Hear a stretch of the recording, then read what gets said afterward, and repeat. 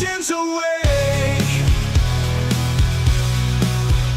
Friday nights and Sunday games, we know all the biggest names. Huddled with the crew we trust. Football feeds the fire in us.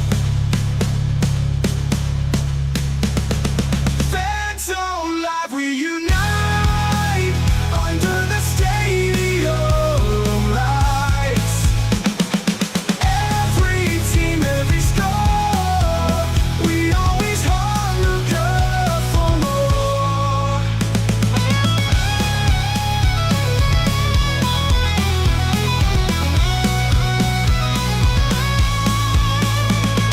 Friday nights and Sunday games, we know all the biggest names. Huddle with the crew we trust.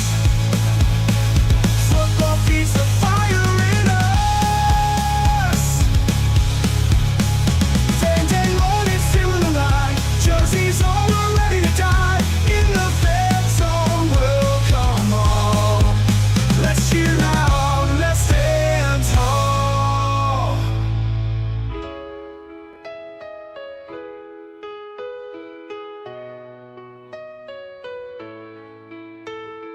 Back and forth the stories fly.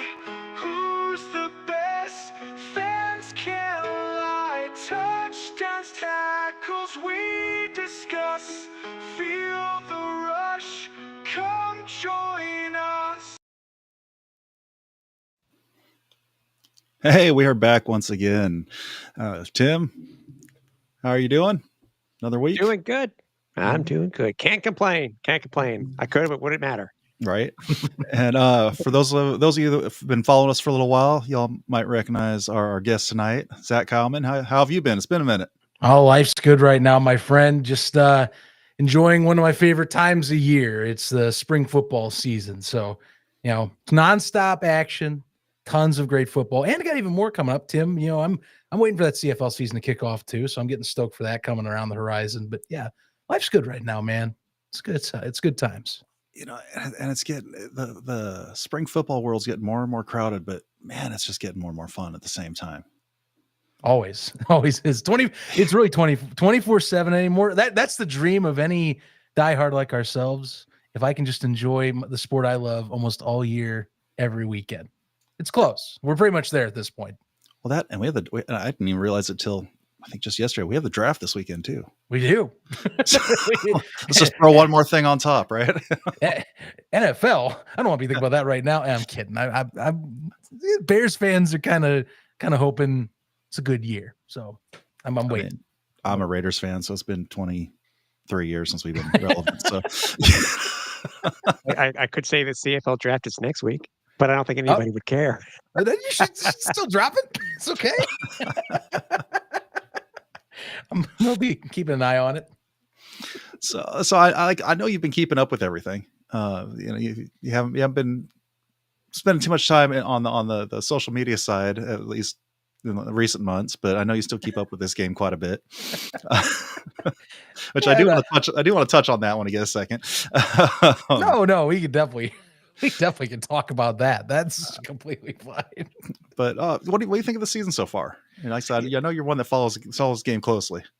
I'll tell you, it's as much as it was it's unfortunate to how we had to wither things down to get to where we are now, but I always will take starting a season fresh and still within 8 teams rather than having to go through mid-season crises and schedule mayhem. It's been refreshing compared to last year for the most part. So I'll take it. I mean, if I'm talking more about like competition levels and kind of like that disparity and like a few like talking the actual football discussions that you and I or Tim have had, I'll take that any day of the week over, oh God, what is happening that might be make or break this week. I'll take that any day of the week. And, it's good signs for what's ahead. That's what makes me happy is like, have a good year with what you got, and then now we can see what goes on, and it's just been different. Feels different this year. I'm happy for that. Well, we've been saying the last couple of weeks, it's been nice to nitpick. because Yeah. that's all we've got is nitpicking at this point. So I'll always take that over like, oh God, the sky's falling. How do we, what do we read into this with? I'll always take that. so Tim, you good there? I'm good. He's just making sure the flight deck sticker is front and center. Cause you should definitely check out that podcast. So, So speaking of what, actually, that's something I was going to ask you, Zach. Where can people find you now? Because I know you kind of dabble a little bit everywhere. yeah, I'll be honest with you. You can find me on just at Zach Keilman. I mostly am on X, but I'm anywhere on social enough. And quite frankly, if you want to check out just shows I'm doing, just UFL podcast or around the UFL, anything pro football newsroom right now, I'm mainly just doing most of my creative stuff with the UFL, which is its own beast at the moment, of course. So check that out.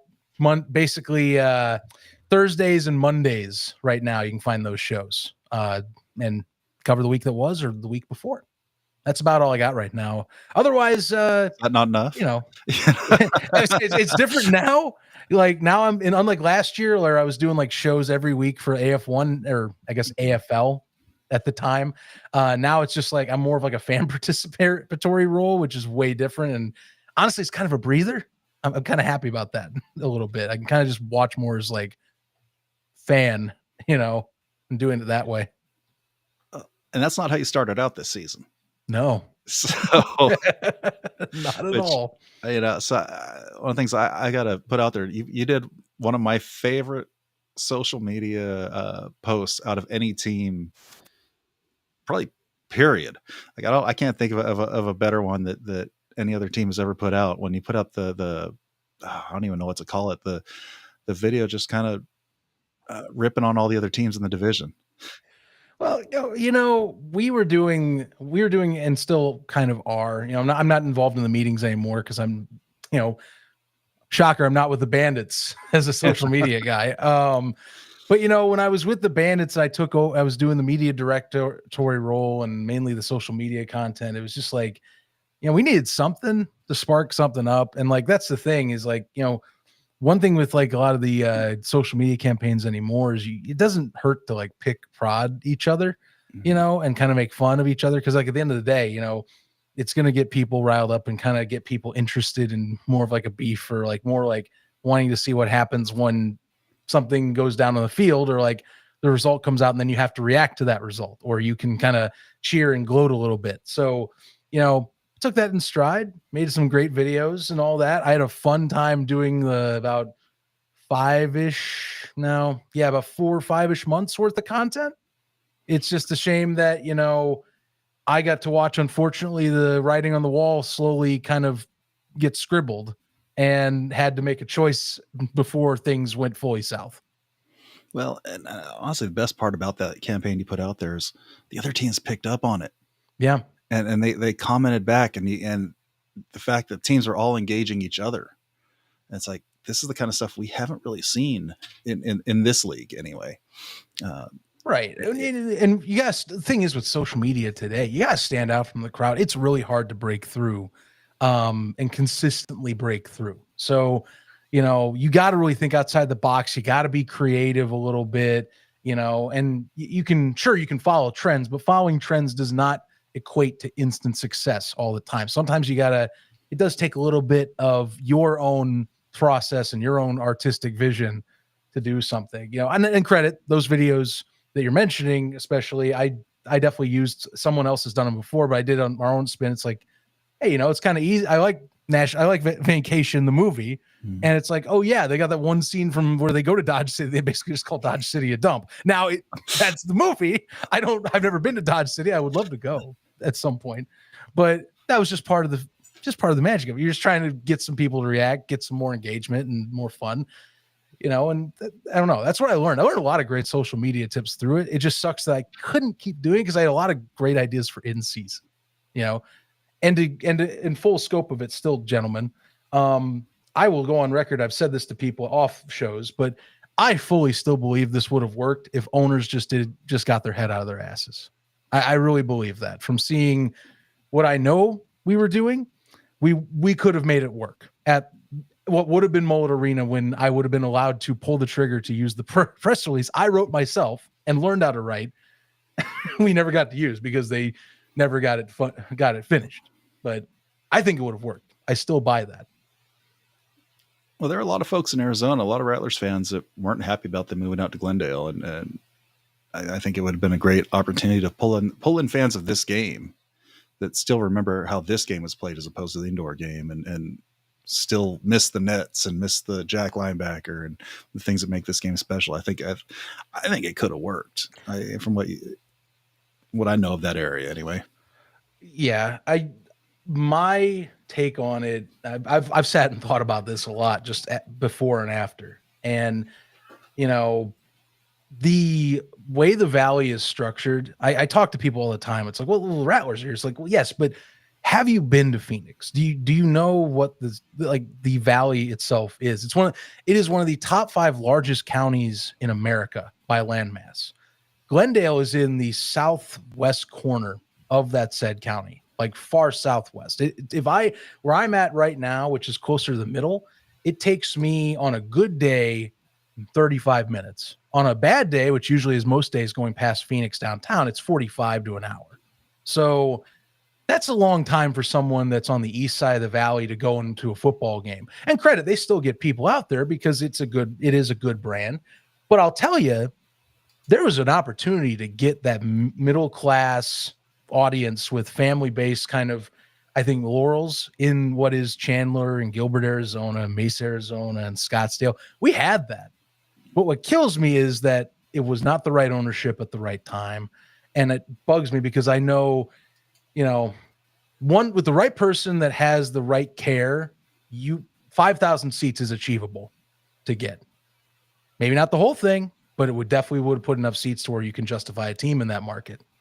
But I understand it's a little bit of a tough sell to maybe someone else that doesn't live there is all. It's just, I've had a long thought. I live out here. I like the idea. And I think I'm even more a little peeved that I was working social media and I thought I had this one and we had people going and we actually had some, what I thought were reasonable season ticket sales for what we had on the backlog for pre-sale. I get to see them on the website every time. It's just, we never got to execute on those pre-sales. That's the damn shame of it. That's a kick in the junk, isn't it? Absolutely. And not to mention, if you look at that roster, look at where all those pieces ended up. That was a potential championship roster that is now dispersed across the indoor scene and some of the arena scene too. It's a real shame, guys. I tell you, get to meet these people as well. It's different when you work for a team that now closes. Well, I say all the time too, there's no such thing as a bad market, only bad ownership. Good ownership can make any market work if they put enough into it. Good advertising and good effort into that advertising does too. That's part of being a good owner. Yeah. Mm-hmm. Are you really going to stand by that, Scott, and say that Las Vegas is a good market? I honestly think Las Vegas can work, but you got to have the right partners. You got to. If you can get in well with those casinos, and even if you comp tickets, who cares? You get those bodies in there. I think it could work, but. If you don't put it in that effort, you don't get those partnerships. It'll never happen. Vegas is, as we've known, has been the flavor. It's a hard market. Flavor du jour in the past. So I mean, it's I don't know, but look what it is now. I mean, say go outside to Henderson, and you can get people to there you go. Yeah, the Raiders can do well there, but again, that's major league. The A's are moving there theoretically at this point. I think they'll draw well, but again, it's top tier league. So, maybe it's just, they're just a major league town. Yeah. I mean, hey, that A's dome looks cool in theory. I just hope it actually looks like that when it's built. Well, and I don't know that we've ever had quality ownership in Vegas. I mean, think about who has owned those teams. I can't say the A's ownership's quality either. So, well, yeah, that's a whole different story. I just want to know what the people of Sydney, Australia, are going to think when they pick up the opera house with helicopters and bring it over to Las Vegas. I'm not going to be very happy with that. I think the world would have questions. You're going to do what? I don't think the A's have that kind of money. Tim, that's not even like I like that as a joke for the fact that like they play Australian rugby now on a consistent basis out in Vegas. They do a one-off showcase every year. So I just do they? yeah, no, I'm serious. This is year 2. I think they were doing last year. They sold a crazy ton of tickets, not a sellout, but like for the fact that it was an international game where they brought 2 teams out there and they got a good chunk of the Allegiant Coliseum sold. It's not bad. There's actually a lot of draw for that sport, surprisingly. It's a good time. I've seen it on TV a couple times. Yeah. It's fun. It's kind of like that weird Canadian football that Tim watches. Yeah, I love Aussie rules. Aussie rules football looks really cool. I mean, and that's a fan base too. I mean, it's homegrown. That's the thing. Mm-hmm. It's a homegrown thing, and it's been around forever. They've been able to make changes in what they need to do, and I don't know what the guys are getting paid in their version of the AFL and stuff like that. But I mean, it's sports. You know what I mean? It's depending on what you have currently in each market. I mean, that and baseball and whatnot. I mean, who would have thought? And I know we're really going off the deep end here, but who would have thought that something like banana ball would be so popular? That's And I wild. I watched it a few times. It's amazing. I mean, 2 hours in a baseball stadium for a full 9 innings. I'll take that. Well, and I've actually suggested this to a couple of folks in the TAL is to go goofy with it, to be the indoor football version of banana ball. It's like you're already tier 2, tier 3, whatever you want to call it. Why not just have fun with it? Still keep it games. You still have games. You still have to stay competitive, but I mean, the Globetrotters have been around for 100 years. That's all that is. But that's real basketball. Banana ball is actually, but it's baseball. Yeah, it's actually baseball, but it's not. But it's fun. It's not scripted though. That's the thing. It's not like the Harlem Globetrotters. It's real baseball. Exactly. Why couldn't they do that with something like the TAL? Go ahead and make your brand, because what's a TAL doing that's making them stand out? I mean, it was 2 less players, and I'll be honest with you. While it wasn't my cup of tea, I see what people's appeal is with the spacing being on the field a lot more chaotic. I'll be honest with you though, I'm going to predict within at least the next 2 years they go to full 8-man, and it's just another indoor league very soon. I had a good time at the games last year. They went to 7 this year. That's what I'm saying. What's stopping you? You got one more you're going to add possibly. It just comes down to budgets. Yeah, that's it. Well, I enjoyed the games last year, but it's basically indoor street ball. Yeah, that's basically what it is, and it's a good time. You know what? That's a good comp. It reminds NFL Street. The 6v6 absolutely is like that, because you're more focused on just throwing chaotic like open man throws, less about the blitzes and whatnot. Yeah, absolutely.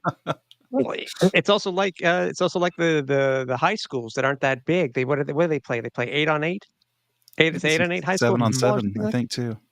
Yeah, depending on where you're at. And it's a completely different game. Mm-hmm. But again, it's like you said, it's what have you done? I would say that if you can end up on one of the shows of John Boy Media, one of their weekly shows, I think you've made it. Or ESPN or John Boy Media, because they'll show all the their signature thing is everything that you never thought you'd see, you're going to see. You know what I mean? That's fair. Why not? Why not? So, and I think it leads into, where we currently are with coming up to week 7 of AF1, or through week 7 of AF1. It's, you can go back and you can look, you can easily compare this iteration of arena football in this league versus what happened last year, and it's like night and day. And as we were talking about before the show started, guys, is that it's a breath of fresh air.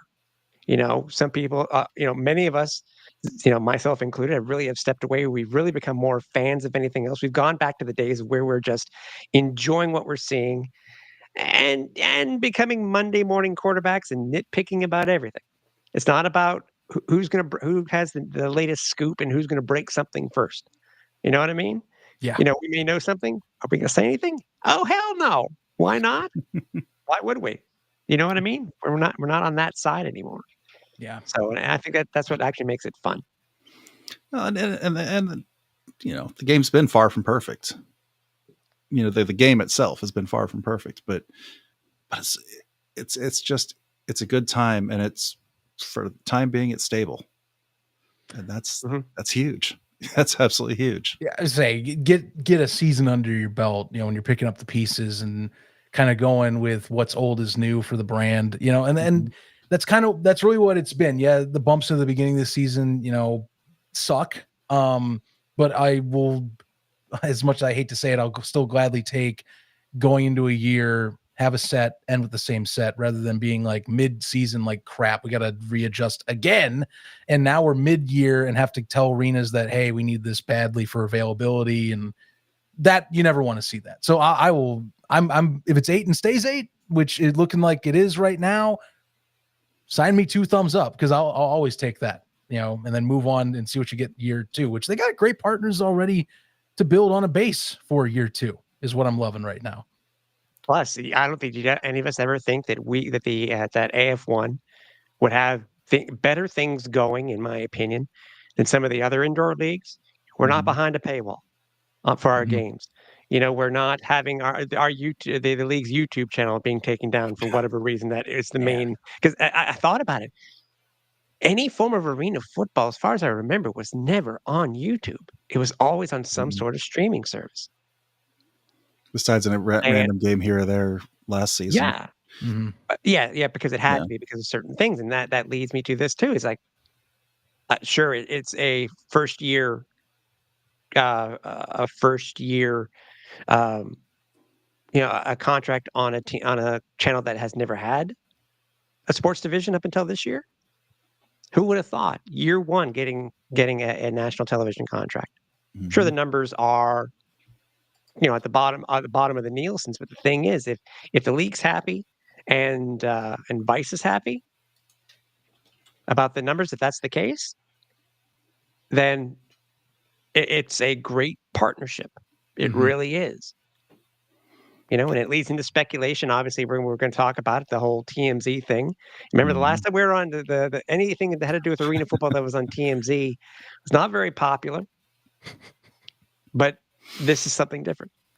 I'm sorry, Tim. That was the first thing I thought this morning when I got sent that. I was like, "Oh, what's happening?" My brain's getting sucked back to a year. I'm like doing a time warp back. I'm like, this isn't the same thing, right? I'm like, okay, it's not like that, but like that was my first thought. Anything TMZ sports arena football related, I'm like, oh, what are we doing?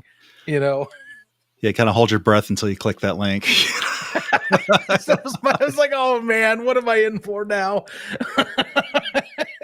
Yeah, but I think if you see it, it looks like, however this story got picked up by TMZ, whether it was a partnership between AF1 executives and TMZ, somebody knowing somebody at TMZ, or however it was, it got the league in the news again, because it did get some traction, and it wasn't negative. It wasn't negative. No. You know what I mean? So, it's fun. Again, 24 versus 25, despite it being a brand new league, brand new,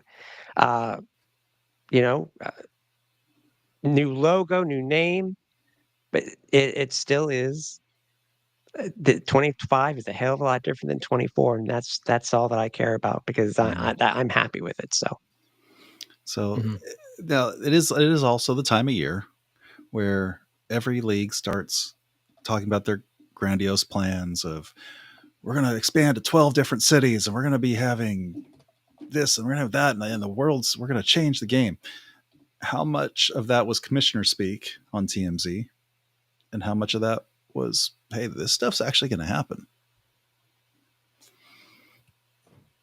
Hard to say. Can we really answer that question? I know. I mean, anybody who has followed, whether it be spring football, whether it be tier 2, tier 1, whatever type of minor league sport, even the OGs of arena football, going back to the days of stories being in the Arena Ball magazine, talking about upcoming expansion and et cetera, et cetera. It can be talked about, but it's actually what comes to fruition, and is it right will the league executives, as you know, because we had, Scott and I a few weeks ago had, you know, the Billings Outlaw It's owner on, and Titus, yeah. yeah, it's Titus. I don't say we grilled him, but he answered everything that we gave him. Mhm. It's just a matter of learning what they should do when it comes to an ownership group. Will that be the case? And I'll be honest, and I think both of you will agree with me that gone are the days of arenas being less than 10,000. Sorry, I think being more than 10,000, because I think unfortunately the way that indoor football is now these days, unless you're Albany Mhm. or well, I don't remember what Nashville holds now, but So I don't think either Nashville. way, yeah, either way, we are now in the days of minimum 5,000 to maybe a maximum of 10 or 11, if possible, depending on the city. But And there's still nothing wrong with that. no, you still have to have the right arena. Mhm. You can't have, and I understand we're still with that here. You can't have the low ceilings. We do. Mhm. But there, you know what? Besides the teams and the locations, there are still many things that I think that there can be improvements with. Mhm. You know, TV broadcasts have been great. The Vice thing.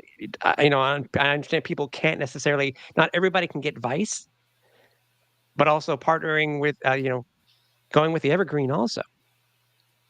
That was a great part. That was a good partnership too. Yes, that actually was one of the surprises of the year, I think, and really the entire scene, not only just AF1, is there's a lot of doubt put on Evergreen because it was a smaller, less known platform, but they've killed it. It has been smooth, consistent playback. There's been minimal errors coming from the arenas themselves. Apparently I learned that YouTube, I guess, compresses videos for streams more than other platforms. So it's looked even crisper because there's less compression on these streams. Mhm. It looks good. They have really killed it as a partner, just freaking out of the park for a first year. And they are, and I learned this because I sent forth the one of the weeks. It was the billing. It was the Billings game, I think, a few weeks ago, where the fourth quarter was basically a buffer fest.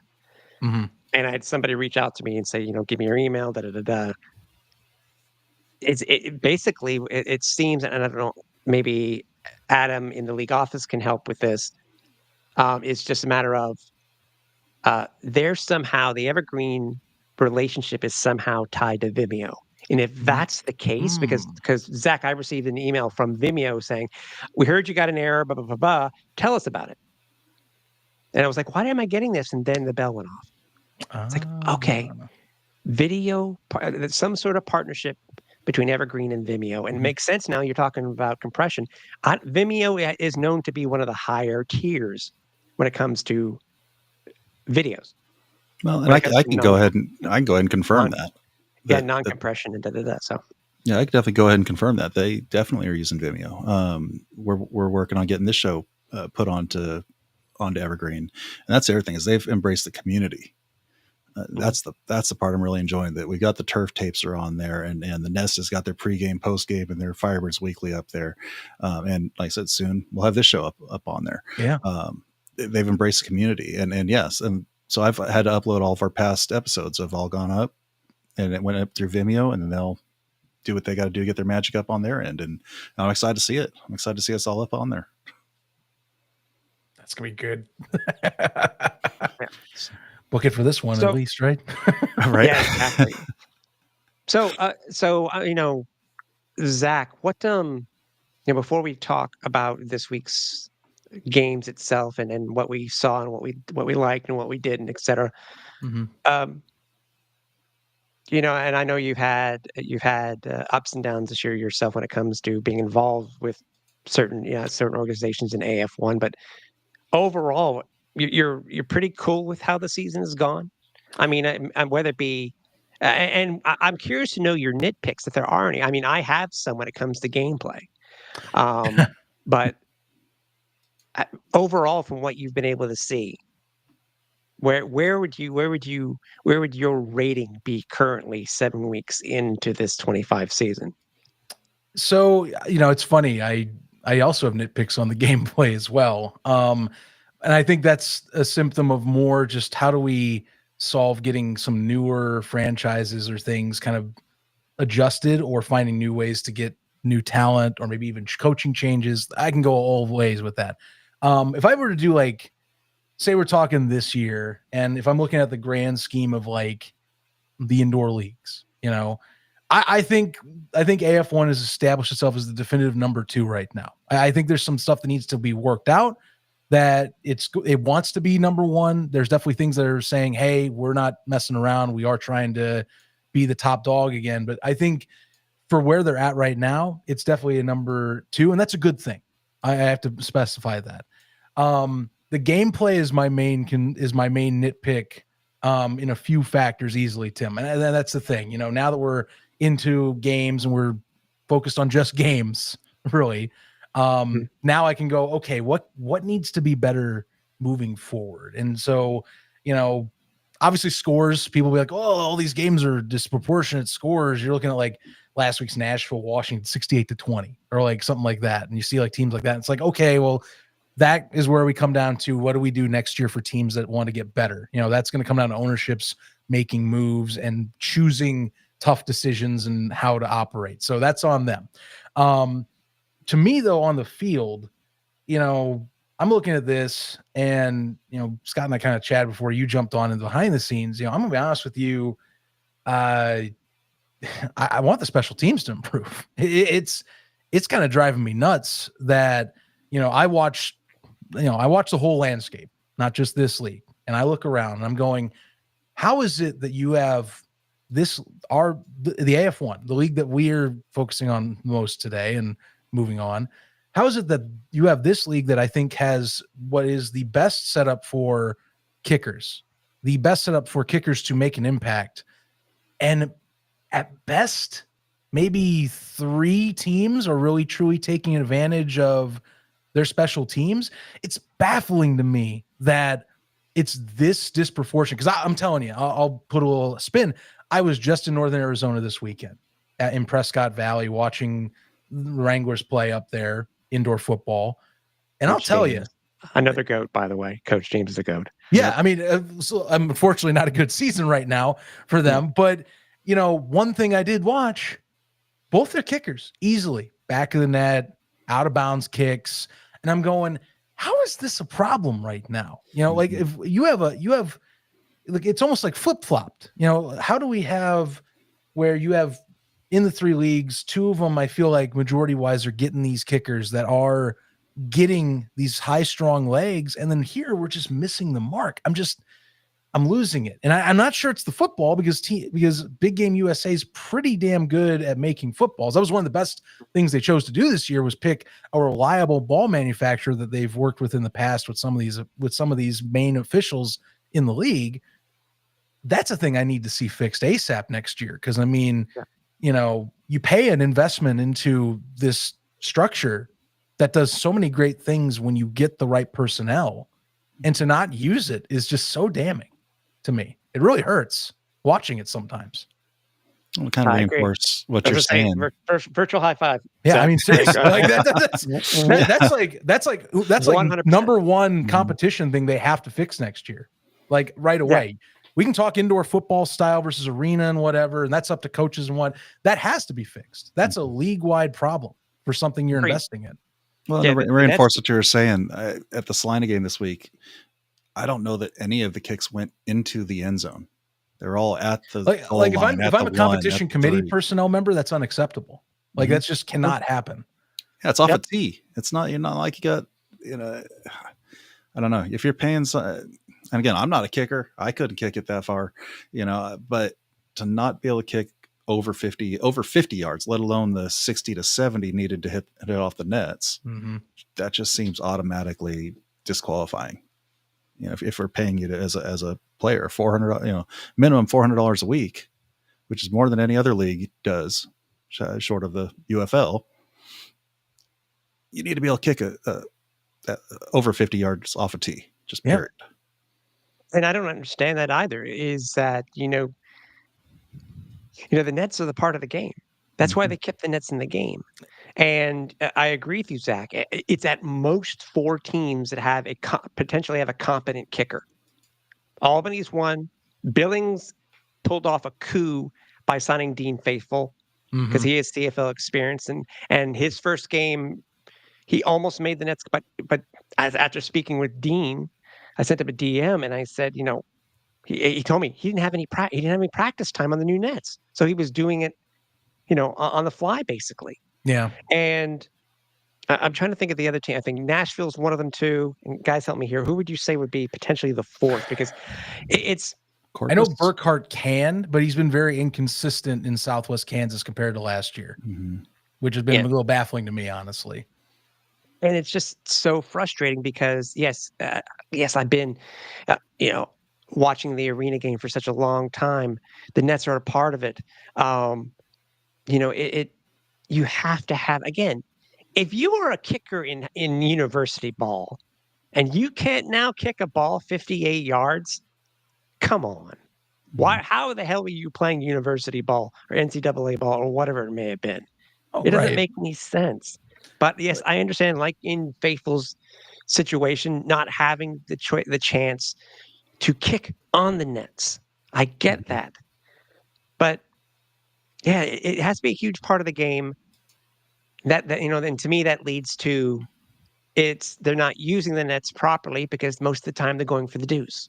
I Mhm. like the deuce, but I think honestly there should be some restrictions. I But really you're do. not going for the deuce if you're not making it to the end zone. So Well, and that's the thing. agree. Like I think that we can. I think that definitely is. If you start seeing that pattern, because I mean, I'll admit, there's been experiments with deuce restrictions in other leagues already. I definitely think that's a conversation if you get good enough. But man, I just want to see the nets get hit. That's it. Mhm. Yep, Because it's about agreed. the whole point of the nets is, and people ask, well, why do you need them? It's like, well, okay, here's the thing. To me, you add a little bit of extra challenge for the return man. The kicker also becomes a little more variable because it depends where you hit the nets. Mhm. If you hit it on one of those bars, it's completely unpredictable. It's a little more predictable, as you guys know, if you hit the slack nets. And, still, even then, your return man has to have a good enough amount of nerve to not turn around and force a fumble or not watch that ball into the lap and trust in his guys in front of him to get some blocks so he can turn around and be okay. Mhm. That's the whole purpose. It Mhm. seems that, and that gets lost. The longer you have it where these don't get hit, the more people are like, what's the point of these things? They're just these expensive aluminum or steel structures that just sit there. And it's like, you guys aren't using these correctly. Like even last week's game with Southwest Kansas and Corpus Christi. My first thought on the original final play, which we'll talk later about that, was please, for the love of God, throw a Hail Mary and just chuck that damn thing downfield. And I'm Mhm. just like, dude, they're designed for this as well. You can catch them. And like, credit, the Hail Mary did get down there and it was pretty cool that, it was perfectly placed. But I was like, just chuck that stupid thing because you can hit the net and you can just make it a rebound play, like a basketball play, Still and some teams, unpredictable, but at least you have a chance. right. And some of those teams, specifically, I've seen ones that are indoor focused, like last year's teams, some of them did it where they just were like, well, we'll just do a BS like lateral play. And I'm like, Mhm. no, throw it up there. Even Washington last week against Nashville, I'm like, dude, throw a Hail Mary. You're at the 25-yard line with a second left in the half. Why are you taking a knee right here? You're not playing to the rules. Like, you don't understand your rules. That's drives me I think crazy. I think the only game that if we were to use one for this year that really would typify what the game should be when it comes to the Nets, I think the Nashville Albany game? I think so. Is that the one that had the bar ball? Mhm. That was yeah, well, it was no, it was the one in Albany. Who it was where they got a couple of bar balls and Still, when So it was on. Billings Oh, it was the Billing Albany game. part It was the first one. Yeah, Billings game. part Yeah, it one was the had first that. Billings game. But Yeah, you're also thinking of Nashville Albany from last year, which was a fantastic Mhm. game that had yeah. special teams plays that affected that outcome, or how close it was. So It's kickers. Yes, how it's changed over the years. I think everybody has gone to indoor style of kicking. And I'm wondering, it makes you wonder because yes, you'll see some of the highlights from the IFL or from the NAL, and it's like the guys aren't making the kicks either, or they're just squibbing them because of Mhm. the different rule set. Right. And it's just use the nets to your advantage. You know what I mean? The arena football had to create the clay rush rule because the dude had a killer leg. He Kicked was it able to over the put that nets. ball over the net. Yeah. And that's how that's Yep. how it changed the game of kicking. It added another layer. So it made it have to go off the net. And and to be honest with you, I think some things have changed too. Also, I think besides Zach, special teams, some teams are finally. I think coaches are finally getting it when it comes to quarterbacks. And a good I example think so. is Salina. Mhm. Picking up Rakeem Cato was one of the best things that they could have done all year. And look Total game how changer. many points they scored. Absolute And he was game only changer. It was like 9 for something and 5 of them for touchdowns. I Yeah, mean, it's not normal. Aren't normal stats. I think he But only had like 8 still. completions in the entire game. I think that speaks Yeah. more to that Salina's defense is very well Mhm. built. They just had nothing going on the Mhm. opposite side Yeah. whatsoever. Yeah. Well, So and it also and goes to show you they're rushing too. That Salina's still rushing. Mhm. Still likes to run that ball. Mhm. They like to hand the But ball I think to Tracy another Brooks. good and let him do example too is unfortunately poor Billings. it. Mhm. The team has scored the most points in a single game in AF1 history, and they also have scored the least amount of points in AF1 history in a single game. That's brutal. I know we'll get to the games a little bit later, but they score Mhm. 7 points, guys, and they had 104 yards of total offense. 104 yards of total Oh, offense. Man. Yeah, that was painful. Should Coach Walker have started Danny Southwick? Yes. I really do think so. We'll see what happens because if anybody saw the game on Vice, you saw how pissed Coach Walker was leaving at halftime. I'm going to save another good point on the QBs for later. I want to talk this one just because if you've followed rosters all year, but man, it almost feels like they could have avoided this situation. I'm just going to leave it at that for now. Yeah. So that's a question though. What was he upset about before half? Because the call had just, besides the score, obviously, but this call had just gone his way. It's a good question. I wasn't sure what he was mad about. I'm trying to remember because it was based off of it was a penalty and something. I'm trying to remember what it was that happened. Almost hard for me to track. Albany had the ball going up to the goal line. Time expired. Yeah, and that's what it was. Isn't that a good thing? Like why I never did find out why he was as angry as he was. Well, I mean, and then you saw the whole Gatorade bucket got knocked over. Well, yeah. yeah. I think it's come on, you got to admit for Coach Walker team to only score 7 points. Mhm. I mean, they were in the game at what 14-7 or something like that, Mhm. and they didn't score again. Yeah, I will tell you though that it's part of this does come and stem from the rivalry aspects of last year. I think and it just you feel like I imagine you feel lesser when you get your ass handed to you 2 weeks in a row by the same team that you feel like you're supposed to be matching pound for pound on the turf, So I think it's just a little extra twist of the knife there, when you were not even close. You're not even in the same stratosphere as the team on the other side of you. 2 weeks in a row, the game gets away from you in the first 3-4 minutes, and you're done. And that's it's a rough go 2 weeks in a row. Yeah, I mean 39 from Albany being put up even feels light. Like it feels like they just let off the gas because they knew they were that well in place at that point. Mm-hmm. But it's crazy to me. 7 points from a Cedric Walker led team. Hard to believe. Yeah, and then I know we're getting ahead of ourselves, but I know. and now they're going up against the Salina team, which is a hell of a lot better. Yeah, and honestly, put up a fight against. Yeah, they put up a fight against Albany without Cato. Yeah, so it could get interesting, actually. Not to get too far ahead, and I guess to help, so we're not jumping right into that. Did we want to talk the TMZ Sports? Let's before we do all this.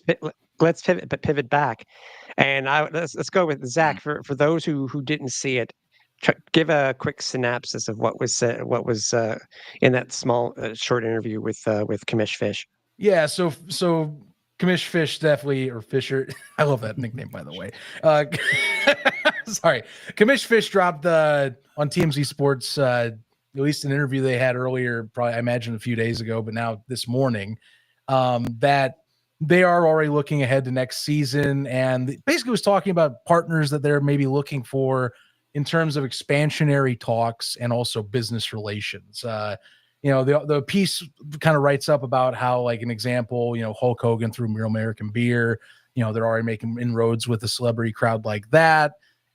Jeff Fisher obviously has a lot of pull in this industry and in through certain circles. So there's potential. They did mention as well that, they could be quote unquote looking at upwards to getting to 16 teams next year, which I will say set off a lot of red flags with some people already. Because wait a minute, excuse me, hang on, pause, pump the brakes. I don't think that, I'll be frank with you, just talk, like, you guys have probably talked to people too about this as soon as we read it, but that does not at all seem like the number that is going to happen.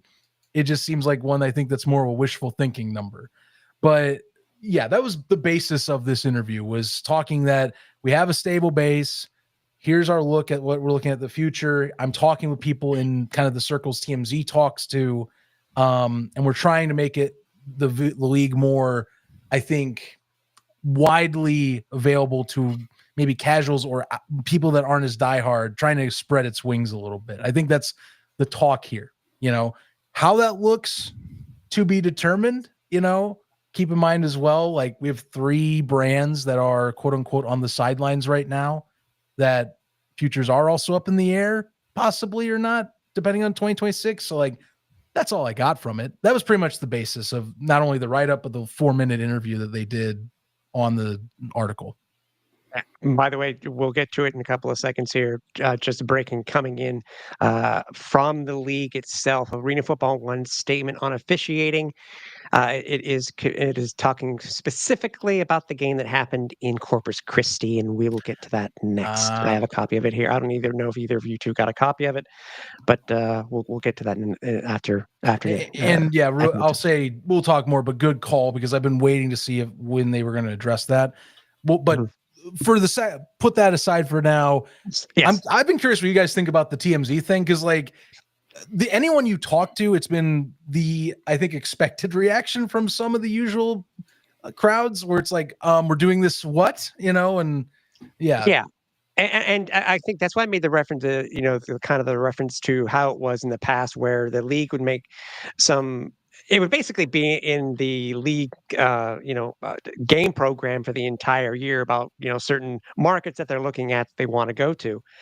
And, if you think about it, there are currently still 2 teams that are on the sidelines that did not play in 2025. The question is, A, will they play in 2026? Could those be a part of this new group of teams they want to come in, or will there be a shift? Mm-hmm.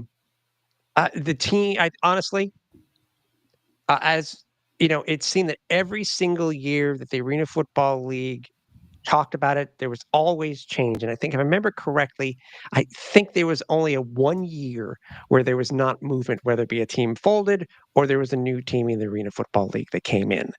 And after what happened last year, I honestly think that, and especially leading up to what happened before the kickoff for 2025, I think it's, again, like I mentioned before, and what Steve Titus, what actually I think he agreed with us, is that the vetting needs to be a hell of a lot better than what it was. And these aren't the days, as far as I know, these aren't the days now where teams had to put aside an X amount of money into, like, an escrow account, just in case if they can't meet payroll. Those aren't the days anymore, unless there's going to be a big owner who's going to come in and do it. I think they just need to not necessarily pump the brakes, guys, but I really think that they just need to take it easy, make sure that it is an ownership group that can say yes at a particular set date. There needs to be a drop dead date for any of these teams that are going to come in 2026. You have to have a lease assigned. You have to have a an arena announced. You have to have X, Y, and Z all done. So if it's as little as one, and you have to have an odd number with buys, so be it. You won't have this whole thing. I would hope you wouldn't have the same thing in 26 that you would have this year, where you have teams playing anywhere between 10 and 14 games. So I think it's just take things easy, do it right, and make sure that this ownership group can last more than a single year. Huge. It's Mhm. huge. I ignored the 16 in this piece because I first off, that is crazy. And I think that's the extreme scenario. But what I will put is that I'm with Tim on this. It's that, look, you can't go through another. I know I talked about like we're at 8 right now, and we start with this 8, and we had the league did have a game plan for like an Arizona in that place when we started the year. But you can't do it again. And there's evidence that you will keep on ripple affecting other teams, that the ones that are currently here. I'll be honest with you. One of the things that I'm learning more and more hurts. If you do anything like this, say you do the same thing as last year and you switch again. There are people that don't buy because these schedules change. I'm learning like on a regular basis. Albany, I see comments on the regular. They're like, I just couldn't do it again because of the schedule flips. And that's where you get a stability question. And it's like, okay, we do want new teams, but how crazy do we need to go? At some point we do have to ask, like, can we just focus on partnerships as the core? And if it's a dead shot, okay, you'd be dumb not to take this if it's like all pieces are connected to the right owners type of deal, then you go. And I'm fascinated to see what happens with that because, like, again, we do have those brands and sitting on the sidelines in varying degrees, from what I understand, are active or not, and then, all of us hear of places they talk about where they want to go or who they might be talking to. And, it's just at that point it goes, okay, I hope the vetting does improve, because that's the thing. You can't go through another, even just like an off season, like we had last season or at the beginning of this year. That's going to keep hurting, Well, the reality is, though, the more teams they have, the cheaper everything is. It's true. So they can split the cost of these the production costs of the national televised games, over 16 teams versus 8. I mean, that's half the cost for every team. So I mean, there is a huge reason to want to get big fast. But if it's big without stability, then you're shooting yourself in the foot. Well, on the flip side of the coin, I'll admit, when we looked at the original 14 that we're in, the travel was much more, I think, set up well. The West Coast especially, we were talking about how that looked good. Arizona was going to help a ton with that. Obviously Wilkes-Barre up in the East Coast was going to be great this year as well.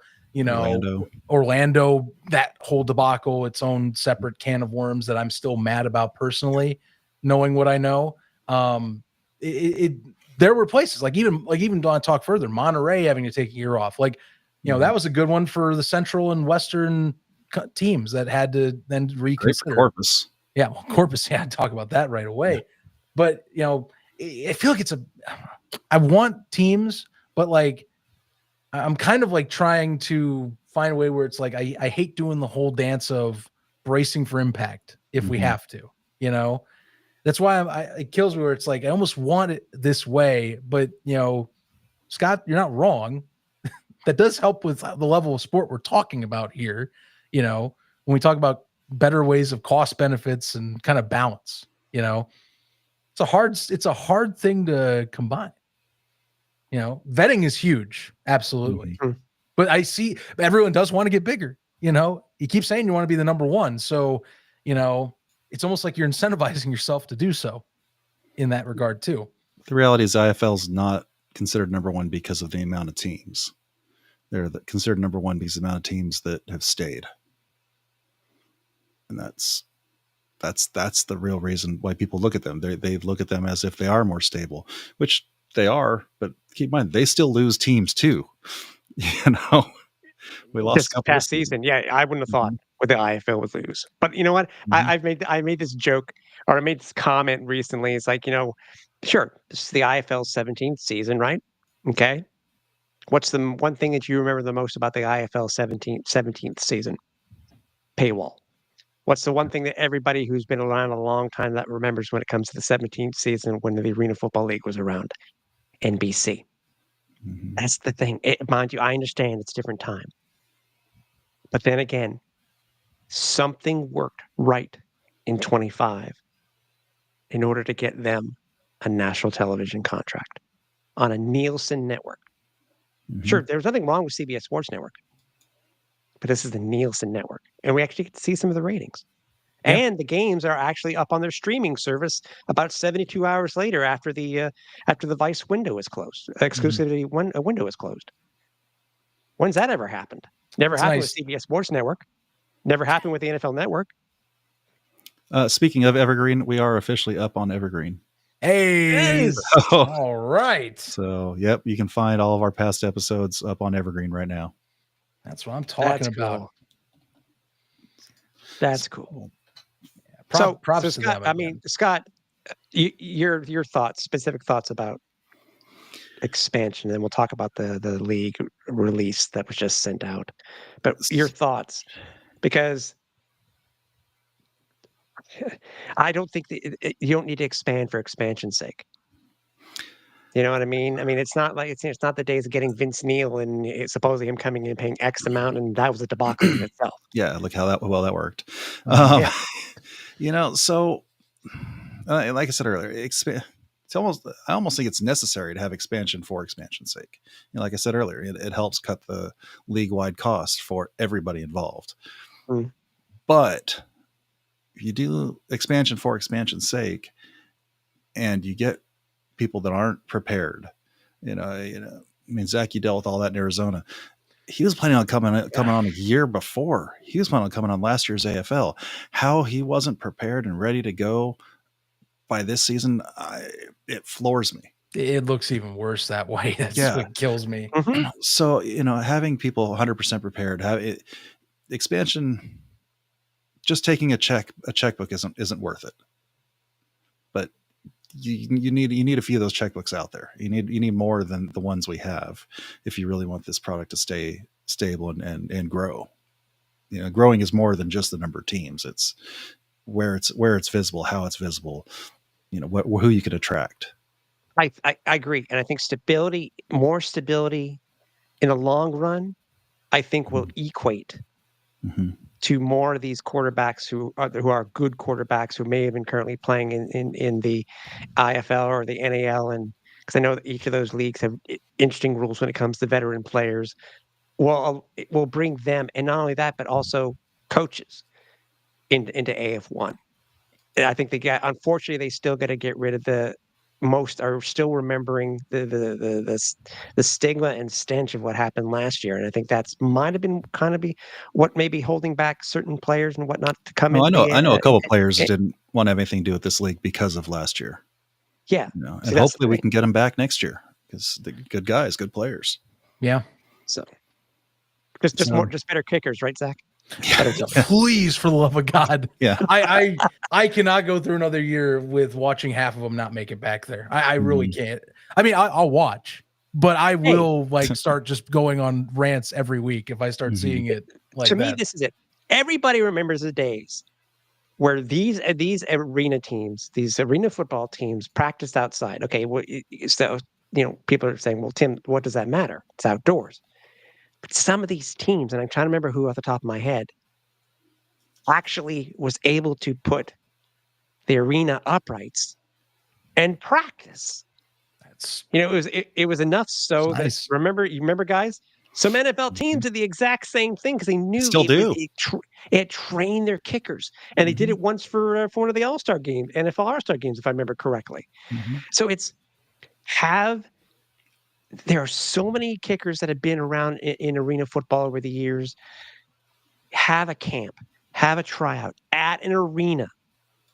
Do it in Albany, do it in Billings, wherever. Have two different things, one in the east, one in the west.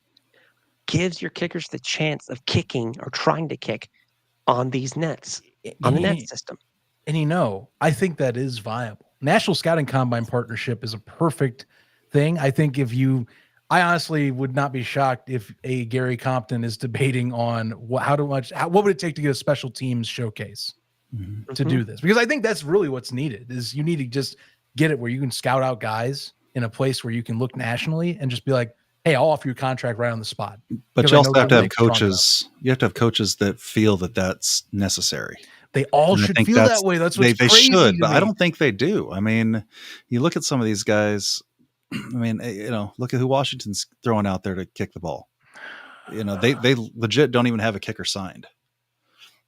So clearly they don't put any importance on that position. They should, but especially the arenas that the full size arenas where there's no issues with hitting the ceiling. And you know what? All the more reason to get a better kicker if you do have a short ceiling. You need that guy that can line drive the hell out of the ball and still get it to the net without scraping the ceiling. Hey, here's the challenge: if all of you can get past the board in Oregon, you've passed the test. There's the baseline. Now you guys are making me think. Now I got to go back and check because you're talking about one of those kickers that was able to do what they needed to do. Because even though there's a short porch, when there was a team in Fort Worth for the Cavalry, and it was what was his name? Now I got to look it up. I'll tell you, Kansas City, we had the roof, we had the tall ceiling. We also had a massive scoreboard right in the middle of our field. So when the kicker had to kick, he had to put the ball next to the wall. He had to kick from the wall to skip to go to the side of the scoreboard to hit the net on the other side. I mean, you do what you got to do. It's been done before. Ian Howfield. That's who it was. Okay. Ian Howfield. Man. Yep. You talk about too the practice facilities. Also in Kansas City, we had the team practice in an indoor soccer facility. Which, okay, fine, not a big deal. The ceiling wasn't that tall. Deep passes were a little rough, but whatever. The kicker went to practice one day. The kicker was setting up just outside the goal box. And probably about 6-7 feet up in the center of the goal box, he had a little duct tape X. And he said, if the ball hits that X, there's a good chance I make the kick. And that's what he did. The whole practice was kick the ball into the back of the goal box onto this X. Damn. That's cool. No, if there are limitations, I think it's Albany. Albany doesn't. Maybe they get 1 or 2 practices a year at MVP. It's just a matter of figuring it out. I understand the net system is not conducive to bringing it wherever you need to bring it for practice and up and down, taking it up and down. Even though the new versions of it are like Lego blocks. Yeah. But yeah, it's a lot to move. It's a lot to move those things. That's not really feasible all the time. But no, but even just have the uprights. Again, you can still use the PVC piping for uprights. I mean, at least you'll know workarounds. Our kicker kicked into a goal box. Like it wasn't even. There weren't even uprights. It was just in the back, and he still managed to hit the net. So that's the thing. So I agree, and again, I think all in all, I think we're all in agreement when it comes to the league needs to vet properly. They need to look specifically at who these markets are. Sure, you can vet, but make sure that they have enough money that they have. And I remember in the past that the AFL signed these guys to, I think it was originally a 3-year contract to keep a team. But if you don't have any money, what does that do? Yeah, and you can't. And you can't have. You can't have, again, like you said, you can't have what happened for right before the beginning of week 0, Orlando backing out. But I will leave that for another day. Such an anomaly. Yeah. So it's just. And I'll take it a step further. I understand. Don't necessarily expand for expansion's sake, but if you do need to expand, make sure it is a fit for the league 100%, from the ownership group to the arena, to the arena availabilities, to the availability of putting up the proper walls, proper nets. Because if you think about it, let's think about it here, guys. Of the current arenas that are what will determine that are, I don't want to say real, but I'll say real arenas. I'll leave it at that. Albany, Billings, Washington, Salina. Help I me here, think guys. Carolina, iffy. Southwest Kansas, I'd Southwest say. Kansas Southwest for sure. Kansas. Southwest Kansas. That's 5. I mean, I'd even Corpus all is, right. but it's Yeah, Salina's you're right. borderline even. Yeah, Nashville. Sorry, Nashville. So they're all about the same. In Nashville, the only one that has really a low roof is Oregon. yeah, Well, see, Salina's not so much the roof; it's the width. right. That's a Right. bigger issue in Salina because Yeah. you got a straight drop down and field suites because you can't put the seats down. Scott, if you don't mind, I do like this question from our buddy off the wall Yeah. here, Trey, who's also, by the way, this Turf Taste who does it, featured on Evergreen now. You check out He his had one stuff. tonight. He had one tonight. Yeah. I was gonna say, you should check that out. That'll be up there soon or on his YouTube. I mean, simple. Do you think it's more feasible to start expansion teams or take on existing? Which then that brings the question of, which we talk about backroom dealings, we talk about, current status of other leagues and such. And would there be feasible ones to even grab? Like that's a whole other vetting ball game, I feel like, once you get into existing teams. And it's funny, I think 2 years in a row, we've had that issue with current available teams that have come over. Last year, we had the same problem with West Texas. West Texas, and then this year and it doesn't seem to be as gaining as much traction, but the potential issues with Corpus Christi coming over. Right.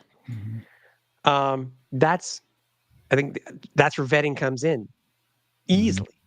It's just a matter of determining where they are within their contract situation with these other teams. Well, and I'd say take it to sorry, also other leagues. who's running those teams. If you get somebody with a little bit larger ego than someone else, somebody that's going to try to come in here and throw their weight around, I don't want them part of this. If you're not going to come in and play our ball, play our game, and be part of the overall community, I don't want you. We don't need toxic ownership. Yeah, with an existing team too, you're looking at their last season as well. I think that's the thing or like how they've been as a franchise. How long have you been in this? Are you showing upward momentum? I feel like as a brand, and also how you're invested in the community. That's where we get into whole different sets. Because like with a new team, you're coming with a pitch like, okay, I feel like this community can pull this X amount of people, and I've got this certain pull in certain business like commission or whatnot, or certain businesses know me this way. The other flip is, okay, I'm an owner. I've been in this market for X amount of time. I pull currently this amount of viewers or ticket goers, and this is my business list. And the last few years I was this way, or you look at the news pieces. Well, this happened to you. Why did this happen? Are you clear of this? Like, that's where we get into a different vetting process. The other one is, and then you still ask the question of how are your finances looking? Are you able to stably run this without me having to come to you mid-season and be like, you good, bud? Do we have to talk about how we got to keep you working?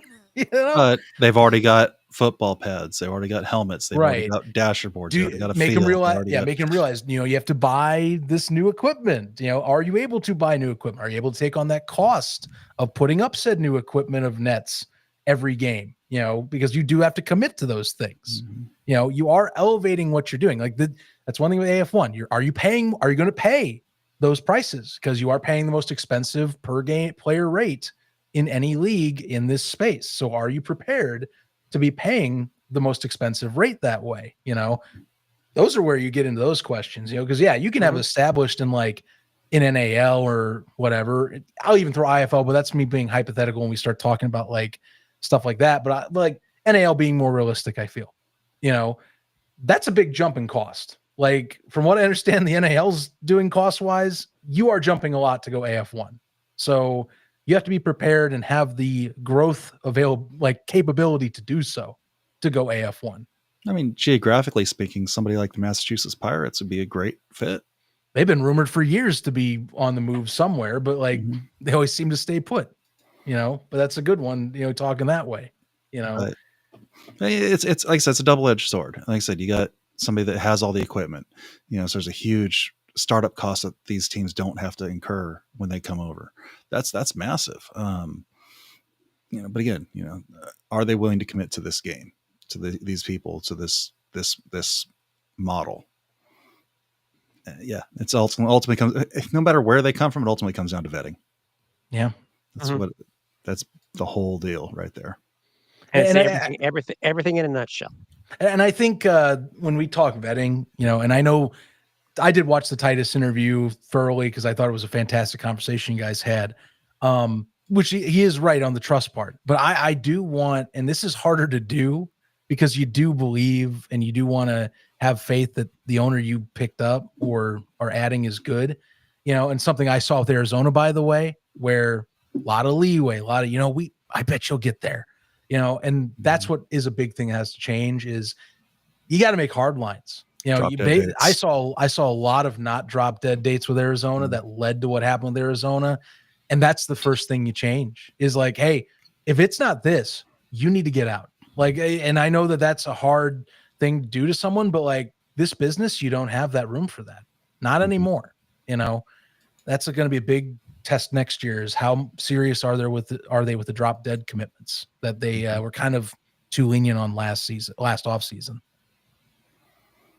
No, I agree because then there's no backlash with the schedule. Open dates, et cetera, because a lot of the stuff that the league's been going through this year was, when it comes to the odd number schedules and changes in the schedule twice was because of these teams dropping out. And you really can't have that because in the long run, it affects ticket sales. Well, one other thing I would add to the vetting process is who are you going to have running your team? Yeah. Is it just your buddy who has no idea what he's doing? Or are you bringing in somebody that knows this game, that knows, I mean, I think we've seen this a little bit more recently where it's just like, hey, I'm going to bring in this guy. He's great. He's a great coach. He's a great this, he's a great that, but he has zero experience in this game. And whether it's from a marketing standpoint or playing or coaching or whatever, they come into this game and then not at the right level. Just because a great person that did well in another game does not mean they're going to automatically see success here.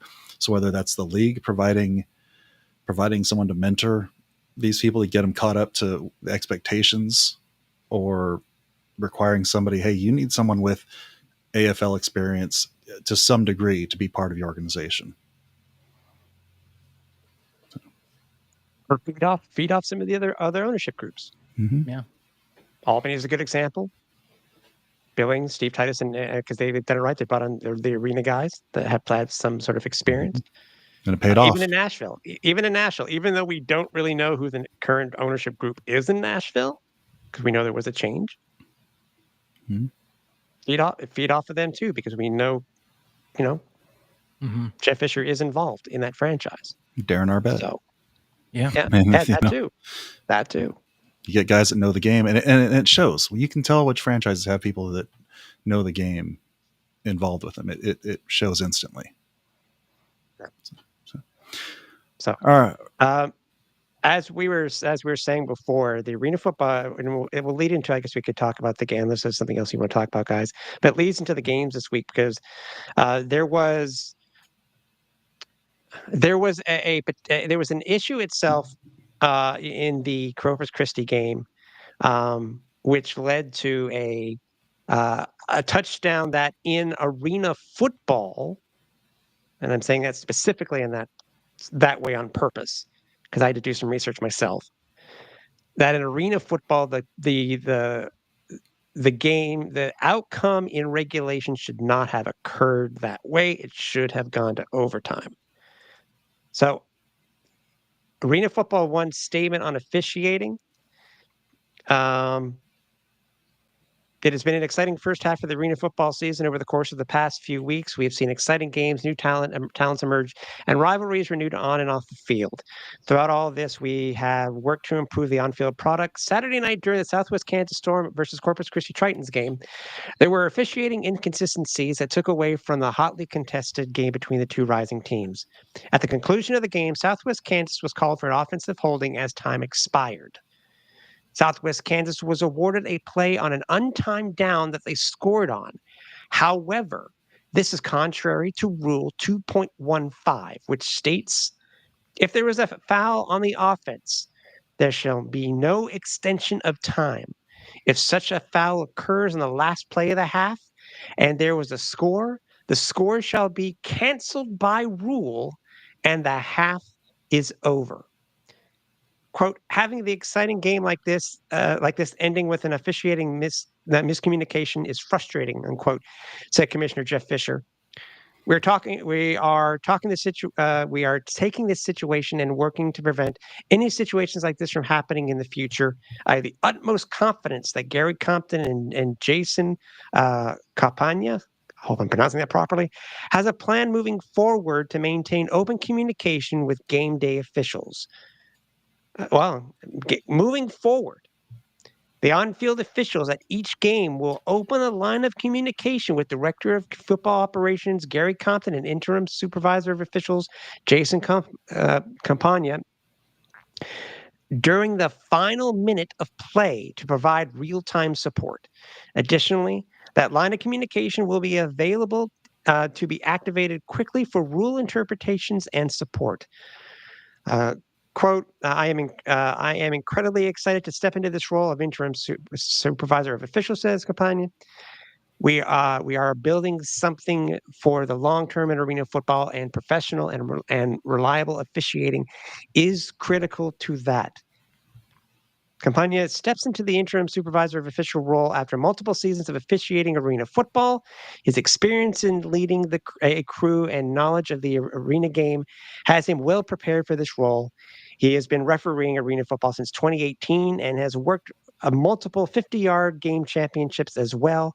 Additionally, he has been an official in multiple collegiate conferences, including the Ivy and Patriot, since 2007. He has actively been working to improve communications between local officiating crews and the league office to eliminate inconsistencies to elevate the on-field product. Yeah, not And there. it's something that we talked about earlier. We did not know where we would be at this point because we talked about this pre-show, guys. But now we do know that there is now an interim. Now, besides this change, there's now a new interim director of officiating. And just so people know, and as we know, arena football is a very unique game. This is why I had to look it up too. In this circumstance, because there was obviously a score by Southwest Kansas, and the penalty occurred, in other football, whether it be CFL brand, NFL brand, NCAA, the play it would have been replayed because of the penalty, because you didn't want to give them the touchdown. The game would have been over. At arena football, it is slightly different. And then what's funny, I think both you and I, Scott, immediately were like, "Wait a minute." Mm-hmm. I don't know if you did the same thing too, Scott, Zach, but I was like, "Oh, I did." That play should not have occurred. I was sitting at the 50-yard line in Prescott Valley watching part of that game while trying to also watch the current IFL game I was watching, going, excuse me, why am I seeing a hook and ladder after I watched the Hail Mary? And that was the exact same thing. I went to like everyone. I don't know why I didn't hit Scott up on this minimum, but I was like, we have a little DM chat, and I'm talking with Trey on Off the Wall and others. I'm like, am I nuts? Like, was this not supposed to happen? Because like I thought we were going overtime here, you know. And that's exactly what was right. We all verified that ourselves individually. That ending was not correct. Well, what I find out kind of interesting about that is, my initial thought is, well, game can't end on a defensive penalty. This is an offensive penalty. Come to find out that in every league, they actually would have been able to replay it. They just got it wrong here, so what they did was right for every other league. And ultimately, I was wrong thinking that every other league would have just said, no, it's out. That's also something I learned through this process, actually. So, I'm excited to see, one, it goes back to that transparency that the league has been really good about this year, coming out with a statement saying, hey, things are screwed up. We're working on fixing it. Mhm. They've been doing that since day one, and they've been fixing it. So I love seeing that.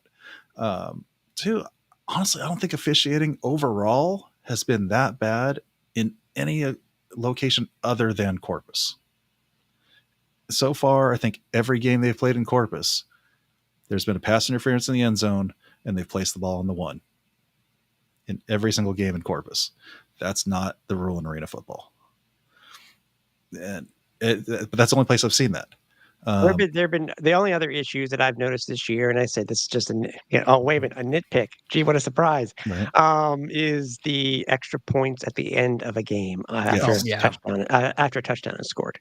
We Yeah, know I'm it inconsistent with has that. it has to happen. Well, it has to happen if it matters, right? Isn't that the way it works? It just has Last to week happen, it didn't matter in Corpus, and they shouldn't have done it. But there was a game this year where it could have mattered had they blocked a kick and ran it back. The game would have changed. The outcome of that game would have I'm under changed. the impression that it has to occur, Okay. no matter the score. Now, again, right now, all my information is based off of previous Arena Football League rule books. And take a knee. It's not that big of a deal, but No, but there have been some slight modifications with the 1 minute rule now when it comes to score that I get. Right. Um, But yeah, like I said, overall though, I don't think it's been that bad this year. I think overall, it's been decent. For the most part, I've been okay. Now, I mean, one thing is this is more coming to like quality of play.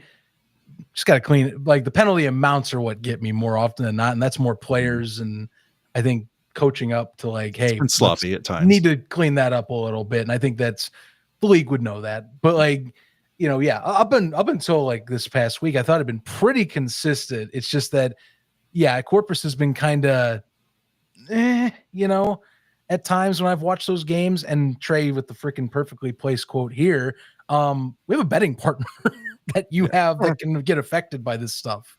Mm-hmm. So, that goes for the XP, that goes for the overtime or not overtime rules, for the most part. I mean, we got to be a little more careful with that. So that's it's even more emphasis now than it has been in years past. See, I think they've had clock issues in Corpus as well. Clock issues actually been the worst one. That I'll admit, that's the most egregious offender is the running clock versus some places that have been doing stopping clock, which, as we all know, it's running clock until you get to the 1 minute rules. Then it goes to traditional timing again. Which my question is, where are these coaches? Where are these coaches saying, hey, this isn't right? They shouldn't have gotten that play, or that clock should not have been running or should have been running. Or are the coaches not paying attention? Because I feel like that's something that they should be doing too, is keeping the refs on their toes. See, I'm not always sure because sometimes as the broadcast, you can't always catch every angle is the deal. I know like Gary Thomas, you can always tell him or Cedric Walker, they're very adamant. Obviously, Damon Ware is, too. Coach Our bets definitely. Yeah.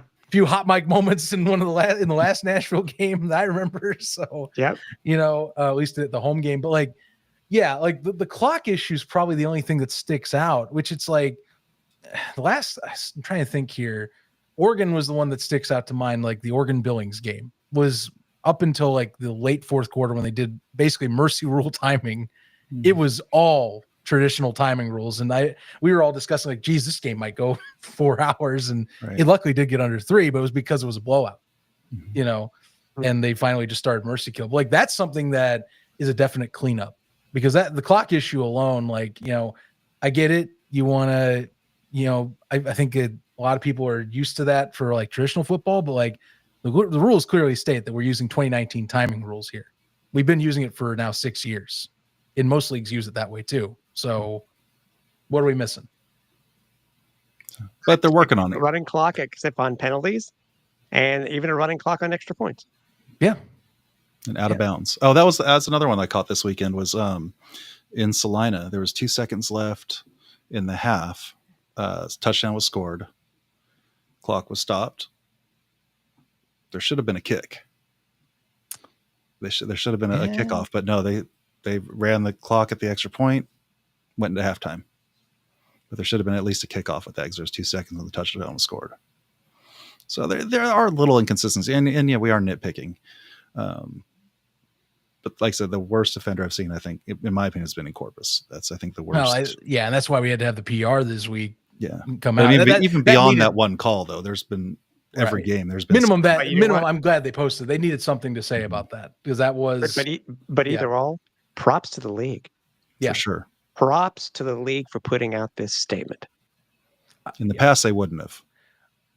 I'll always give credit to openness with what they've done this year. That is a very good trait to have to try and course correct from removing any connection to other closely named acronym. So Yes, I appreciate it a ton. They do a lot of that stuff very correct. So I'll give them thumbs for that, but yeah, But it's,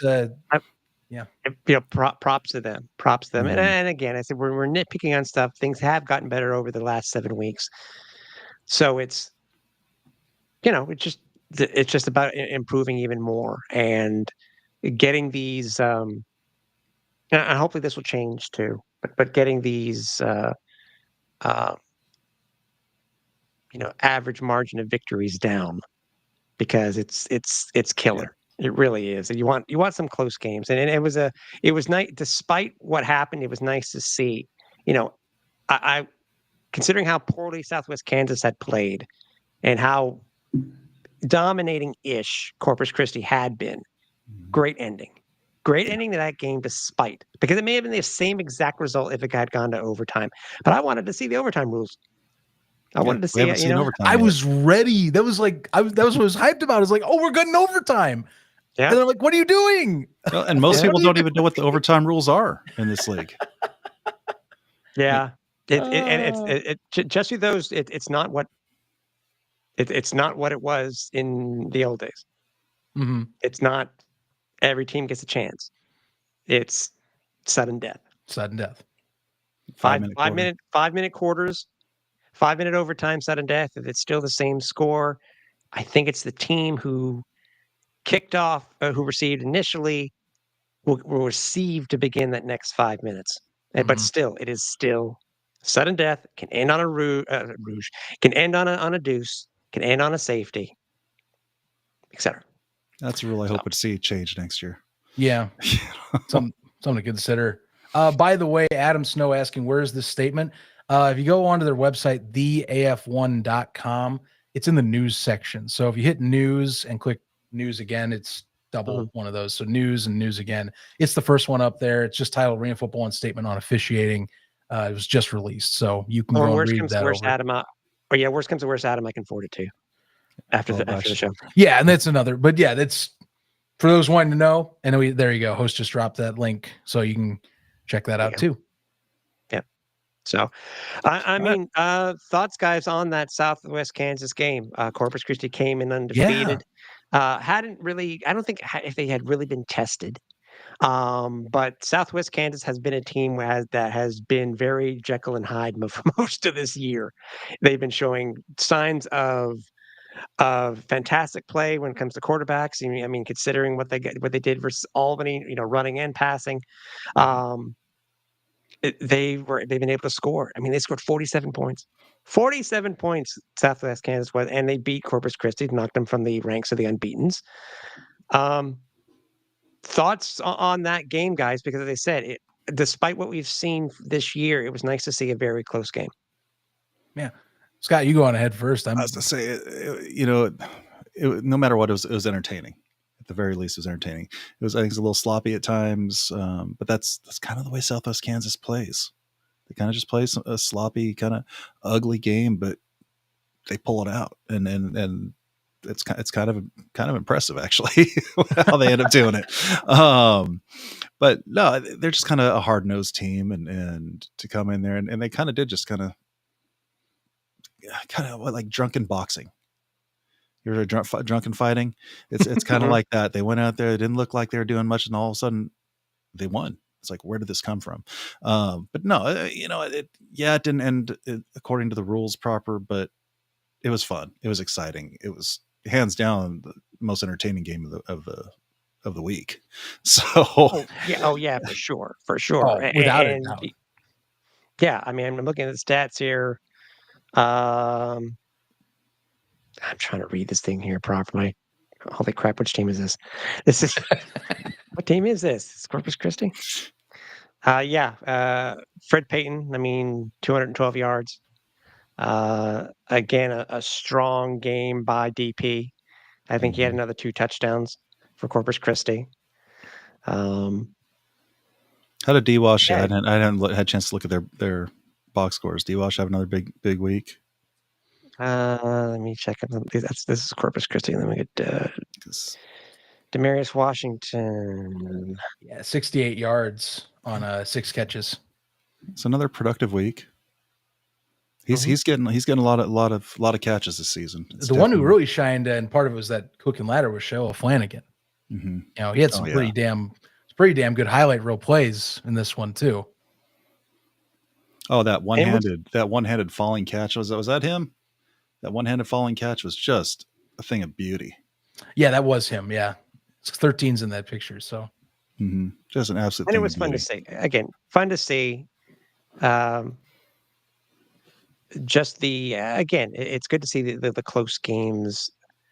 I can't complain about that. I mean, let's get this one out of the way. Let's get the Vice broadcast out of the way.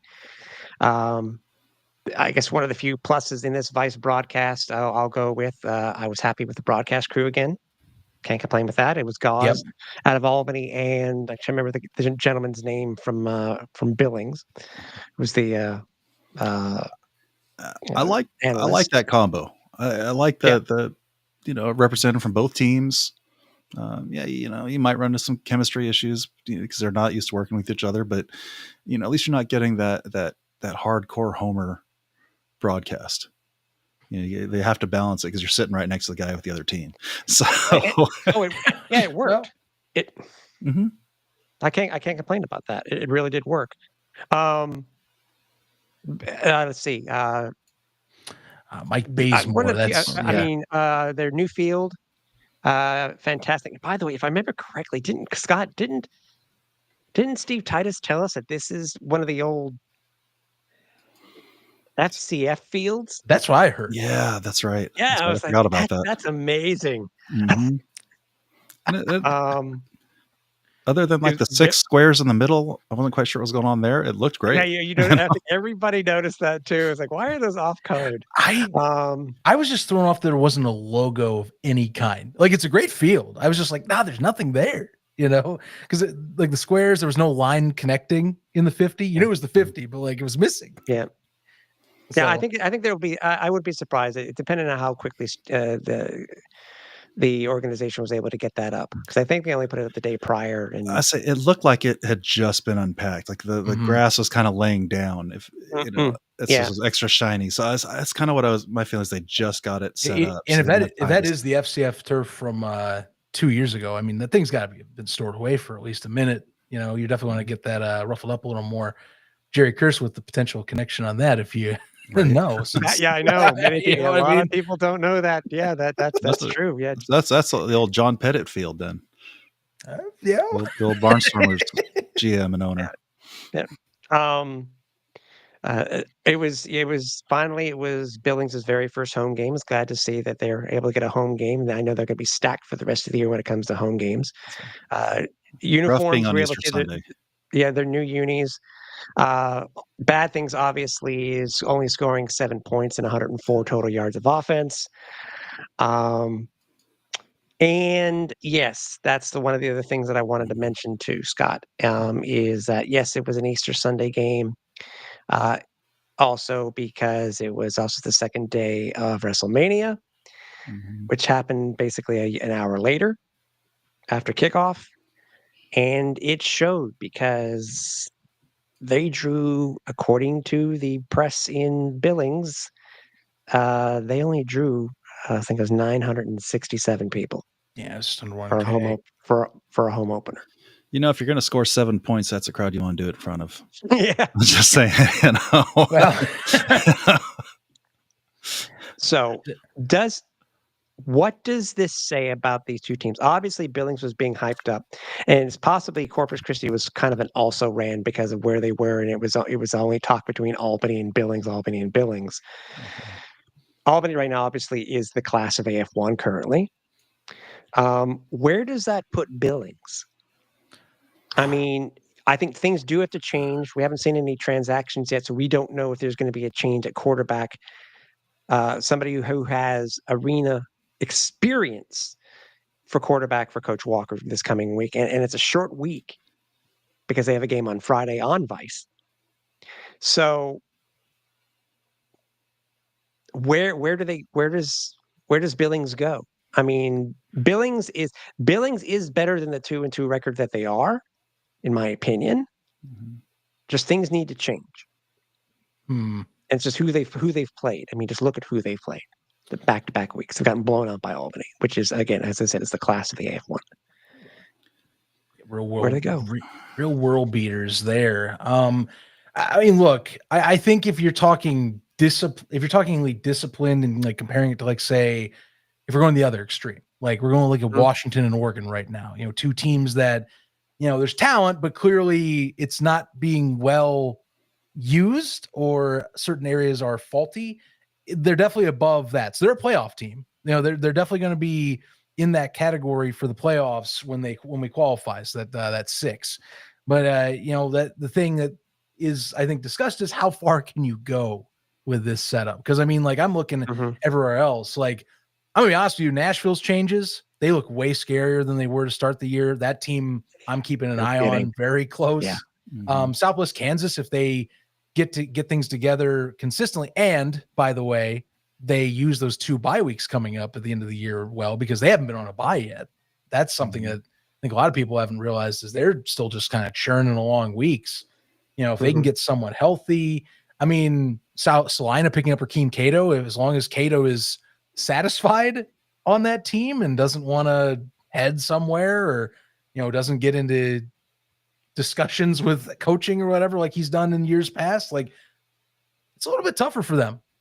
This isn't as a shoe-in of a championship matchup as we maybe thought at the beginning of the year, where a lot of us thought it was a rematch coming to happen. Now it's, I think it's anyone's game for that potential number 2. I think the only thing we think is Albany's feels like the certain like who's going to be the big dog to take on. Now who's going to be the guy to take that challenge? Yeah, I'm looking for mid-July flights to Albany at this point. So, yeah, that's likely where the championships game is going to be. I mean, personally, my number is I've got that Billings might. I mean, I don't know about this, but I mean they're in risk. I think if they can't get things fully together, of being a wild card knockout, unless they make changes, which is possible. But I put in that right now, personally. I think it depends. Yeah. Again, 6 of 8. We're under the impression that 6 of 8 teams. It's kind of set up sort of like what the CFL does when it comes to their playoffs, where it's the top 2 teams get a bye, and then there's a semifinal game between 2 teams, or sorry, a quarter and then a semi, unless that changes. Yeah, I just think it's a short week. I'm just curious to see if they make a change under center, or if Danny Southwick does get the start this week. I would not be surprised if they don't make a change at quarterback if that Danny Southwick gets the start. He did well 2 weeks ago versus Albany. Didn't do so well this week. I know he was sacked for a safety. And Albany could have poured it on, but they didn't. But still, 7 points in arena football, that's bad. That's bad. Until I see more of what Nashville has, I don't know that Billings loses to anybody else other than Albany. I mean, who beats Billings besides Albany at this point? Potentially Nashville. But again, I haven't seen enough out of them to say one way or another. I don't think it's Salina. I don't think it's Corpus. I mean, it's one of those. Any one of those teams could, but on the regular, I have a hard time pushing Billings out of that number 2 spot at this point. Arena Football One just made an interesting comment, which I had totally forgotten about. Is that Billings is OC, is Arena Football great Randy Hibbert, and we saw what he did last year in Nashville. So I know. Can he come? Would he do rank? Well, but is he even able to? Is there a rule in place where a coach can't quit and become? Because I know that didn't Jay Gruden do that at one point? take Yeah, himself out of the coach's spot and install himself as a quarterback? something it was something like that. But we'll see what happens. As I said, I, I said no. There were no. Last time I checked, there were no transactions as of yet. So, um, And Danny's a quality replacement. I mean, the guy knows the game. yeah, they need to try Run something. with. They need to try something.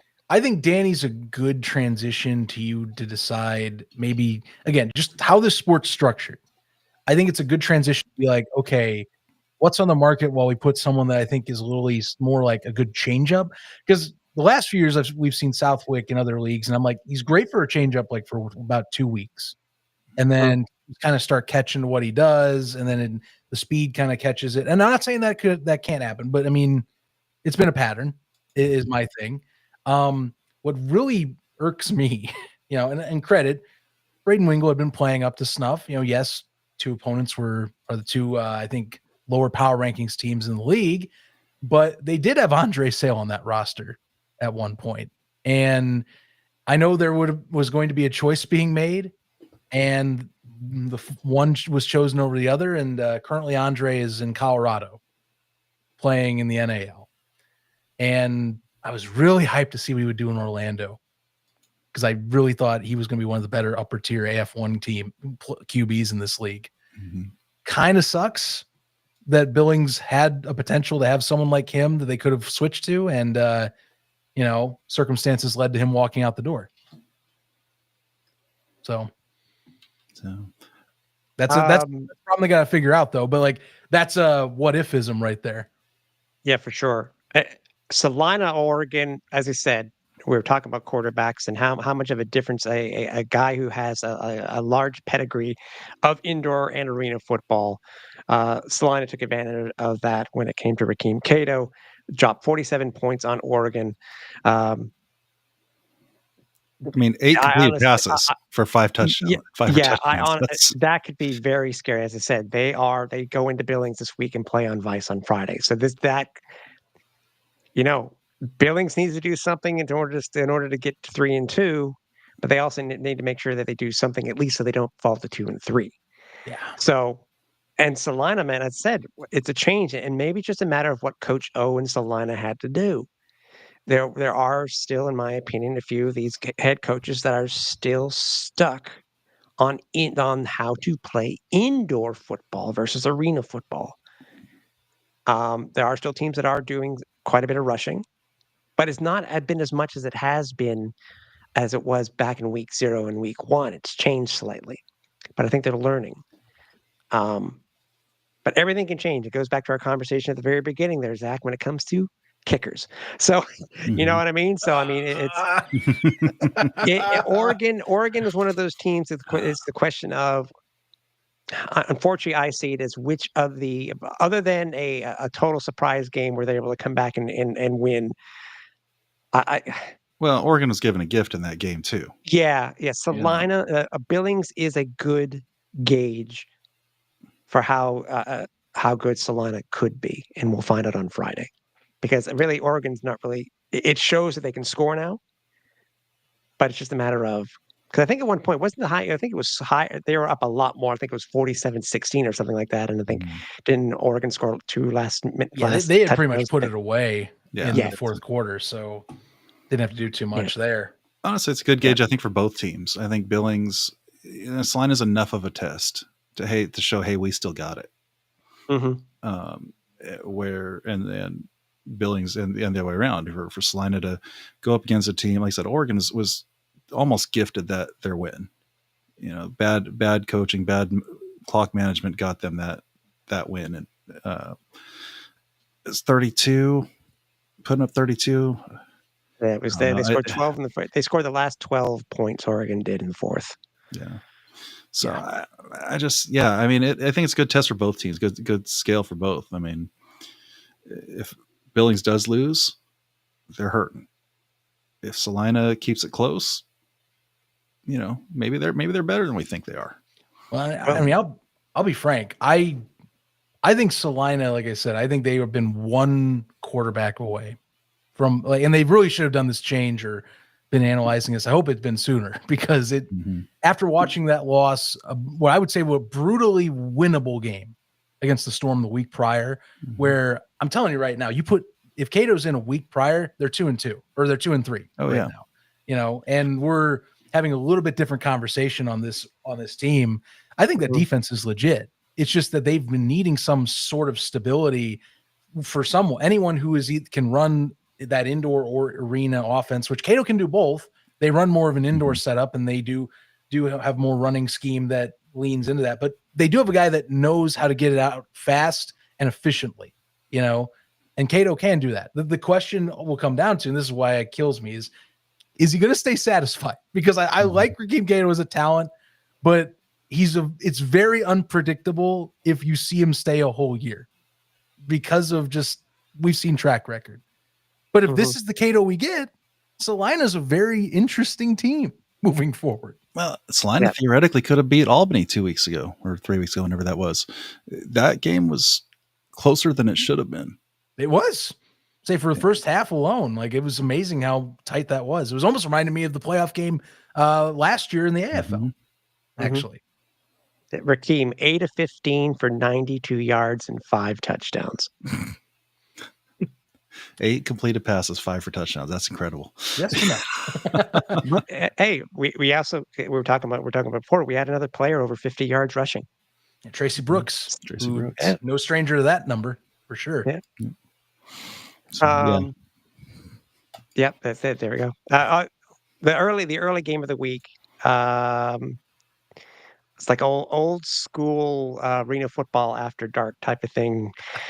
For me, it's like leading back to the days of the old Hawaii Islander games that people used to gather and watch when they were playing in the AF2. Games would start at midnight Eastern. And 45-yard field. Yeah, something like that. Well, as I mentioned to Trade and on his thing, I commented on the game he was watching. They're playing it in Austin. I said, "Yeah, Austin, where 10 yards actually equals 8." So, especially in Austin. Well, actually, that Hawaii might have actually only been a 40-yard field. Looking at it, is when they played the All-Star game there. They actually took a hash mark out between every 5 yards. But but at that point, that was the time where the nets were actually embedded into the concrete, though. Yep.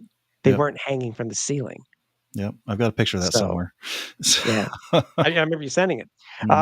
Nashville and Washington. Nashville is getting better. I mean, geez, they did drop 68 points, but again, they dropped it on Washington. But so, what do you take out of this game, guys? Is it that Nashville has gotten better because of what the changes that they made? Because they were basically a team in camp in week 0 when they took over for Orlando in that first game, and now, how do you gauge this team? Is Washington a fair gauge for Nashville in this game? Yes, they won by 48 points, but is it a fair gauge? I'm going to say no. And I'm going to be honest with myself. No, because I get enraged watching Washington play because of how, and actually that's the perfect thing, because I talk with Trey on this all the damn time, where it's just like the play calling that the Wolfpack choose is the same stuff every play. It is intermediate to deep throws. There's no short passing. Ed Crouch, hope to God, gets a ball before he gets killed. That is the offense to a T. No running game. So, they kind of play into your hand a little bit there. And yes, the Oregon game was close, and Oregon can be erratic, but it's not a great baseline. I just like how Tyler Kolka operates the offenses in terms of what I want to see from an arena offense that's good arena offense. A quick pass, quick connecting and reading and digesting the route concepts, and just having no impact where you're having any sort of outside rush or MAC linebacker affect the play whatsoever. That's why I like Nashville so much. It feels like they have it close. They do have weapons. I think one thing I would hold that I'm more concerned with is, and they have gotten away from weaker talent, is they've ran into some injury issues with key defensive positions. So I do want to know how that will impact things moving forward, because they will get tested by Southwest Kansas this week on that front. As much as Jalen Morton can give or take, he often more gives than takes. So tough call, but yeah, I mean, I'm with you, Tim. I can't really get too much, I guess, extra. I just like Tyler Kolka. I think I see the game, and I think he has the potential to put them where they need to be to maybe get him to play in that championship in mid-July. He had a good game. I mean, it was 15 to 25 for 181 yards. I think right now, if quarterbacks are able to get close to 200 yards, that's a good game for these guys Yeah. now. Because as we're seeing, the stats are getting better and better and better. And Tyler also had, he had 5 touchdowns himself. And what he's using to his advantage, despite Ed Crouch having good passing stats, it's just that his interceptions are a kind of canceling out his touchdowns. But I mean, Kolka's using what he has to an advantage. And one of the best pickups, I think, for Nashville early on was the former Rookie of the Year, Antoine Grant. Yes. He's been a hell of a superstar for the Cats since they've picked him up. Him, I think that they're just doing a great job, as I said. A huge difference for this team since week 0, for sure. So I'm looking up. God, man, I forgot about that. Calvin Fance is on this. Calvin Fance too, man, and I forgot about that. I'll tell you with Grant, because he's played in other leagues since that 2019 co-rookie of the year designation, and this to me, I believe this is the healthiest he's been since then. He's been a lot of years where he's been banged up and like gotten part years and then been knocked out. He looks like he's back to that like 2019 form, which is saying something 6 years removed from that. And that's great for Nashville. Like that, you want that. When this man's healthy, he's one of the best receivers in the game, without a doubt. So I'm thrilled to see a healthy Antoine for once compared to previous years. Yeah, for sure. And he was on the league, did I think one of their AF 1v1 versus 1 or 1-on-1 interviews this afternoon before we went live tonight, and it's with Antoine Grant. So he's if you missed it, want to learn more about him, go ahead and watch it. It's with Sophia. So it was good. It was good. So and this game is exactly why I say I need to see a little more out of Nashville, because Washington's not a good gauge. But you don't accidentally put up 68 points. So 68 is a legitimate number. Yeah. And I think also now, despite it being slightly different travel, because it is kind of a direct travel to SeaTac from Nashville, but still it kind of takes away the thought about, teams are doing crappy when they have to travel these weird distances. Albany pulled it off this week too, because I think they went through Denver and stuff like that to get to Billings, and we've seen it a lot with the East Coast teams. So yeah, it's interesting, and obviously the next week's games, which we'll get to in a couple of minutes here. I think another thing too that we have forgotten to really center on too is that this was the first full slate of games this season. Yeah. All 8 teams were playing at one time. Or we're playing this past week. Yeah, it took us week 6, seventh week of the season, week 6, to finally get all teams playing at the same time. No bye weeks. And we get that again next week. See, we're about to score a few weeks kick of that, actually. Just looking at the schedule off the top. Yeah. So before we head to talk about this week's games, guys, any other major takeaways? Any other things you guys want to mention before we move on? Southwest Kansas, I do got to bring up. I was interesting because we're talking about like schematic and like trying to adjust on the fly and maybe seeing, do teams stick with their guns, what they know or not. You look at Jalen Morton's passing stats. I mean, credit the game. I mean, it was high-ish scoring, but like they still could have ran their game plan. They almost like Southwest Kansas abandoning the run almost entirely, besides Morton scrambling, was kind of shocking to me. He had 43 passing attempts on that night.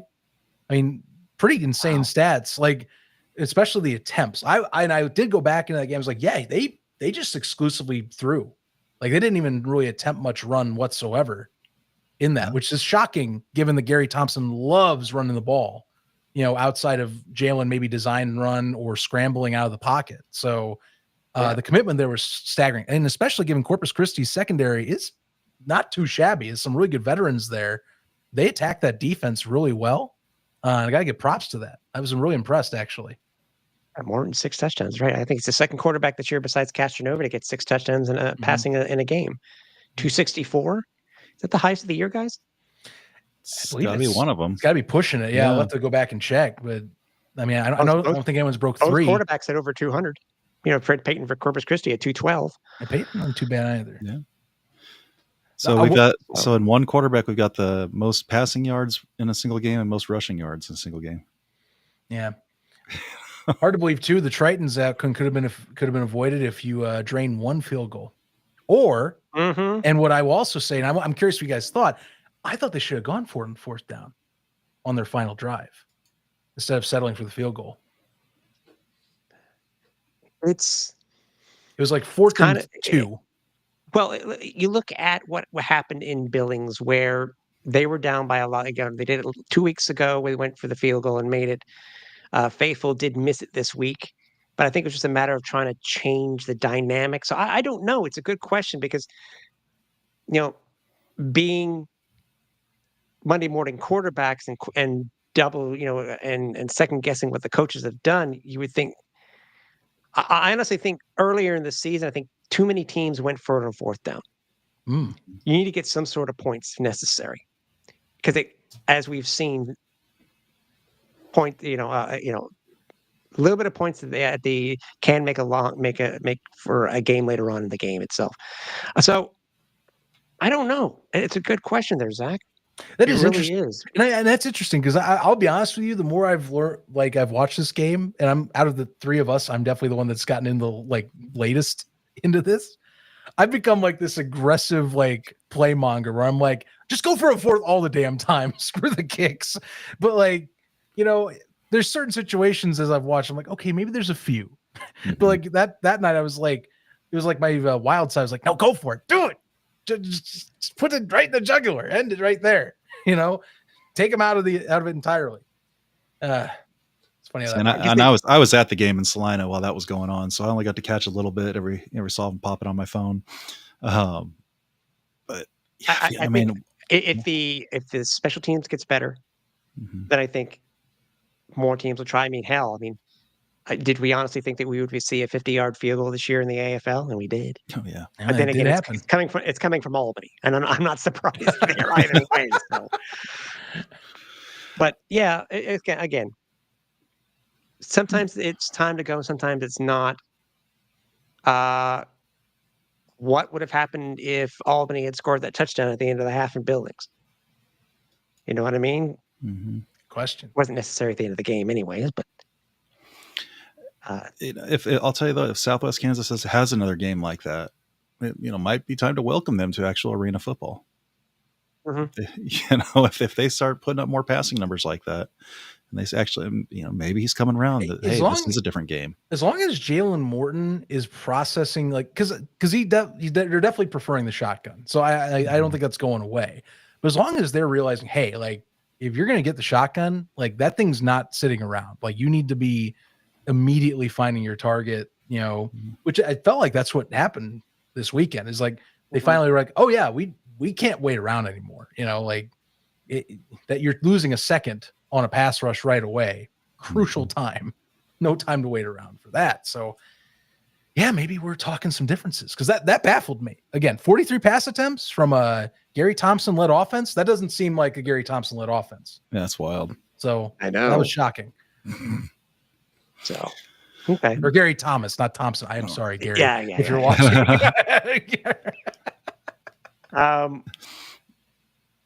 Bring up what about the Next week. this week's games? Yeah.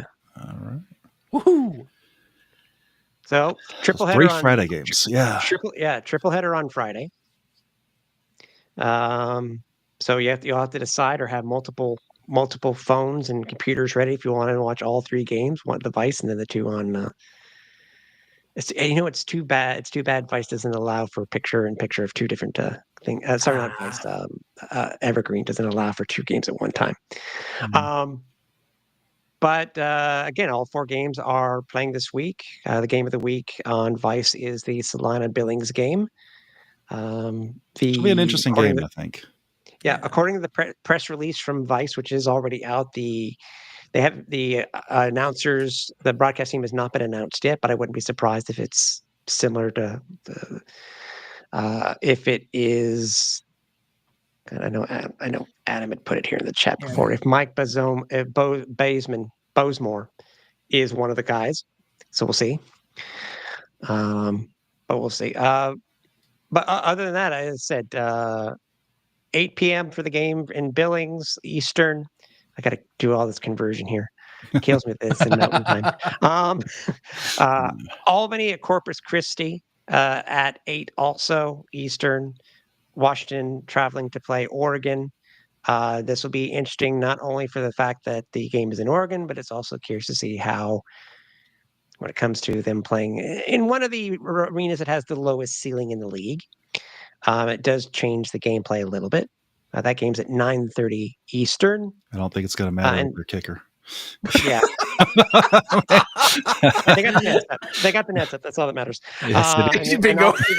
yeah, the game on Saturday, then that's at 7 o'clock, 7 p.m. Eastern also. Thoughts on these games, guys? As I said, interesting Vice game this week. Billings has a chance to right the ship.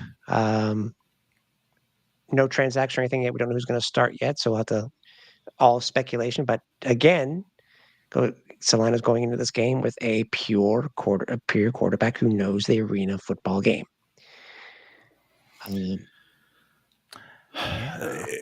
It's Thoughts, Eddie. I think you said the right. Yeah, it's right. It's Billings giving them a chance of riding the ship, and it's also Salina giving them a chance to prove that they're legitimate. Mm-hmm. You know, both teams have something to prove in this game. I mean, at this point, my nod still has to go to Billings, but I mean, they still did put up 7 last week. You know, I mean that means something. You know, So bad. Damn it. I Well, mean, they did put up. They did put up 7 last week. yeah, but Salina's not Albany, so No, and I think and because of being on a Friday game, I think they'll be able to draw a better crowd than they did last week. So Friday and not being Easter Sunday and not having WrestleMania to compete with, and I mean, yeah, they've got the NFL draft, and well, that's not really a Billings thing, so they should be doing fine with that. Yeah, but yeah, it'll be interesting. Like I said, both teams have something to prove. You know. Yeah, fun. Are the lines out for this? Like, I don't have access to the betting site, Let so me I can't pull up Better Edge and I'll see you there really quick. I don't have access. I don't have access because I'm in Canada. So Albany and Corpus. You know, yeah, Corpus did lose last week, but you know, is it just a bad? This is a good game. This is a good game to gauge both teams. Exactly, it really is. You know, Albany's second straight game of traveling. They're a little bit farther east. This slightly a little bit farther east this time around. Well, yeah, and it's funny. It's a short week for them too. It's a short week for Albany also. If Albany runs all over Corpus, then you may as well book your tickets to championship game in Albany. I mean, if they just run all over Corpus, I'll tell you that game. I do like Salina and Billings, but like Albany Corpus because of the fact that 3-1 versus 4-0, but you also got the storylines. Prince and Hollis are playing their former team as well. I think that's even more compelling. Is that I'm hoping that they slant. I mean, hopefully the same crew or with the crew on there. I hope to God they do the research and talk that a little bit because I want to hear. Maybe maybe we do have quotes. Hopefully, that's wishful thinking, but like that's a big deal. Prince not returning to Albany was kind of surprising to a lot of people up that way, and he's still having an incredible year with Corpus Christi with Fred Payton coming out of retirement. Yep, Hollis coming out of retirement, also having a fantastic year defensively. Like that'll be a big time matchup just for the stories alone. Yeah. Any Adams that the lines are up? I'm grabbing them right now. I had to update my app. I've got it here. You go ahead. Billings and Salina. Looks like Billings is a 5.5 point favorite. That's fair. That's actually a fair amount. What's the over under? 78.5. Too high. Yeah. I think it's too high. I mean, they scored 7. So, Yeah, I know. Again, and we don't know we don't know who's under center. That's the thing. Right. For Right. Billings, we don't know who's under center yet. Yeah, I'd love to see a Danny Southwick Cato matchup. I think I that'd be would be phenomenal. surprised if it did. Again, I think if anything, if no changes are made at quarterback, then I think Southwick will get the start. Corpus is a 5.5 point dog at home. That's too low. Mm-hmm. And I think the game should at least be anywhere between 7 and 9 points. Yeah. 89.5 on the over under. That I can see. That's a high over under, but I could see that actually. Mm-hmm. Mm-hmm. I think that's I think it is achievable. I think it comes down more to Corpus Christi though. You know, we're really see how that tested that offense is against best defense in AF1. So, you know. Yeah, that is going to be the key there is how much is that Albany defense going to step up there. Washington, Oregon. Oregon is a 6.5 point favorite. Too high. I think this will be a fun, close game between two very evenly matched. I honestly think you know how they joke when they say that they always give 3 points to unofficial rule that they give 3 points to the home team. I honestly think it should be 3 points. Oregon. What's the over under? Sorry, I just clicked off of that. It was 72.5. No way in hell. 72? No way in hell. All right. Well, no way. Hang on. You don't see a 35-35 matchup with those two? There's no way. Hold it. I gotta pull this up because I'm pretty sure we'll do full disclosure here. Full disclosure. Last time these two played, they scored 63. That's combined points. 35-28. That was the comeback win. Washington with Ed Crouch coming in to save the day. And that was back in week 2. I stick by my outburst. I just had to double check. Maybe I know. So I expect shenanigans. Yeah. Well, if it had been that 22-20 game, I still would have stuck by it. Now I think this is actually the one line and over under I'm really the most curious about. What is it for this Nashville game on Sunday? I'm planning on making the trek out. There's a 5.5 hour drive. I'm planning on making that trek out. So they've got it. So I don't think they have that one up yet, do they? Oh, you got to click on to Saturday. I don't know how it looks on the app, but that's why it's on Friday. I'm a doofus. It's I'm on Friday. So all right.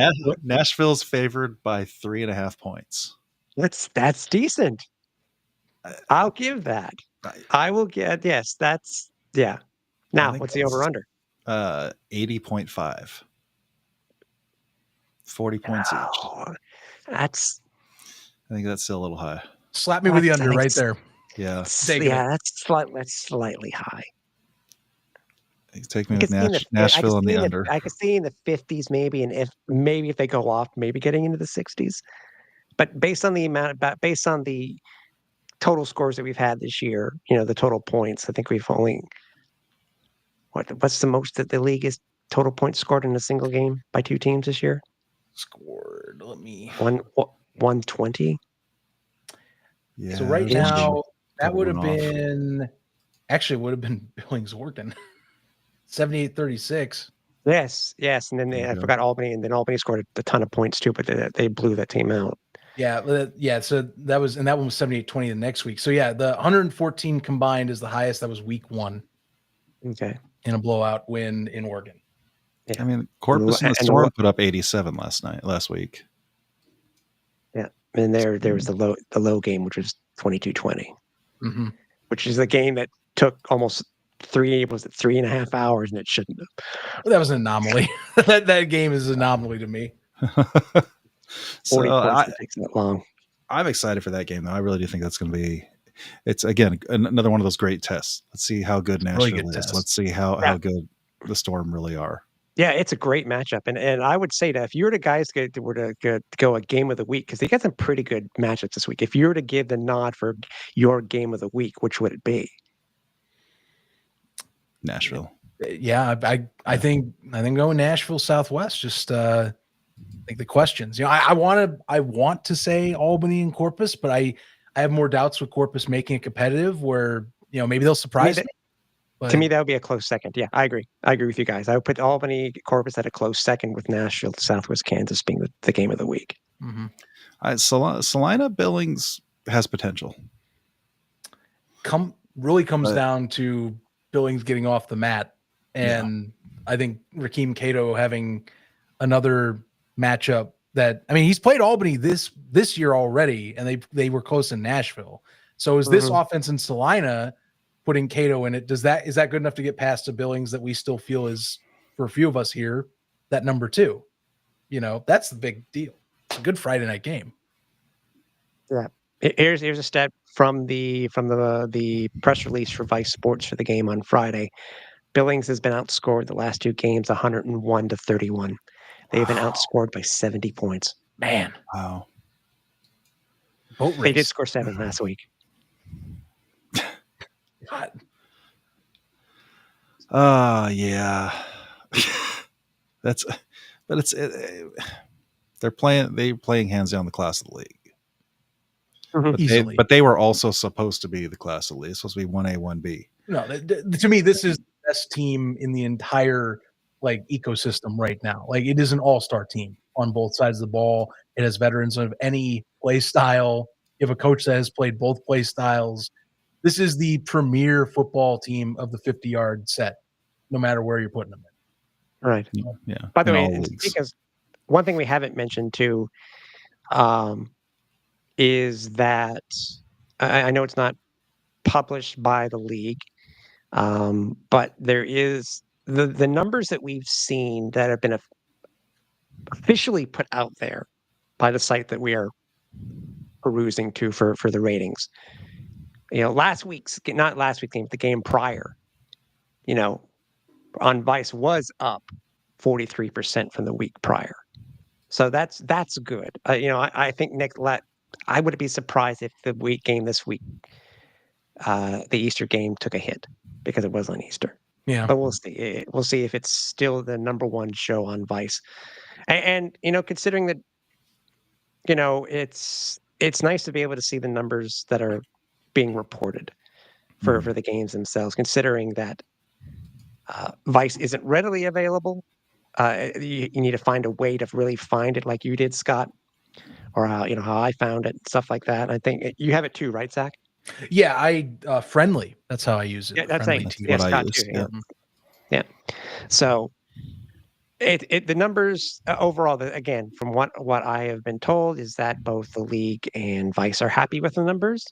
That's good. That's all that matters. As I said, it's basically a brand new sports product and division on Vice, and everybody seems to be going through their growing pains, and it's just a matter of let's get a good matchup. And I think they have pretty much pulled one off this week. I think they have a pretty good matchup to showcase the league, especially with these 2 teams that are going to be playing in Salina and Billings. So yeah, it'll either be a great game or it'll be a blowout. I don't see the. I'm hoping it's close. I hope it is too. Yeah. I'm more going to lean that it will be a better matchup, but to be determined, obviously. I'll say if it's close, it means more for Salina than it does Billings. Right. And then I'll tell you one thing, because if you do go look up the ratings, we use US TV database as one of the main ones. It's one of probably the best resource I can find to find Nielsen ratings for anything right now. That's not like someone leaking it or knowing of someone from Nielsen. Right. And I mean, you think about, here's my thing. Think about the landscape of the sport right now. These telecasts that I'm seeing you can definitely say are the best viewed telecasts anywhere. And I know that that's kind of crazy to think about, comparing we're talking 20 years difference of what go back to NBC days. That I understand, but the way the industry's changed and where we're kind of almost all of us are trying to build back, I'll take it. I mean, it's definitely a good start. I got to go with it. And I think that it's nice to hear that they're both liking what they're seeing. If a network's happy, then it only means good things for what the property's with as well. So you can only take great stuff from hearing that the network likes what they're looking at right now. There also weren't nearly as many choices 20 years ago. Mm-hmm. You turned on your TV, you didn't have on demand everything. You didn't have, 500 channels to pick from and 30 different streaming services. And to find anything these days is honestly kind of a trek on its own.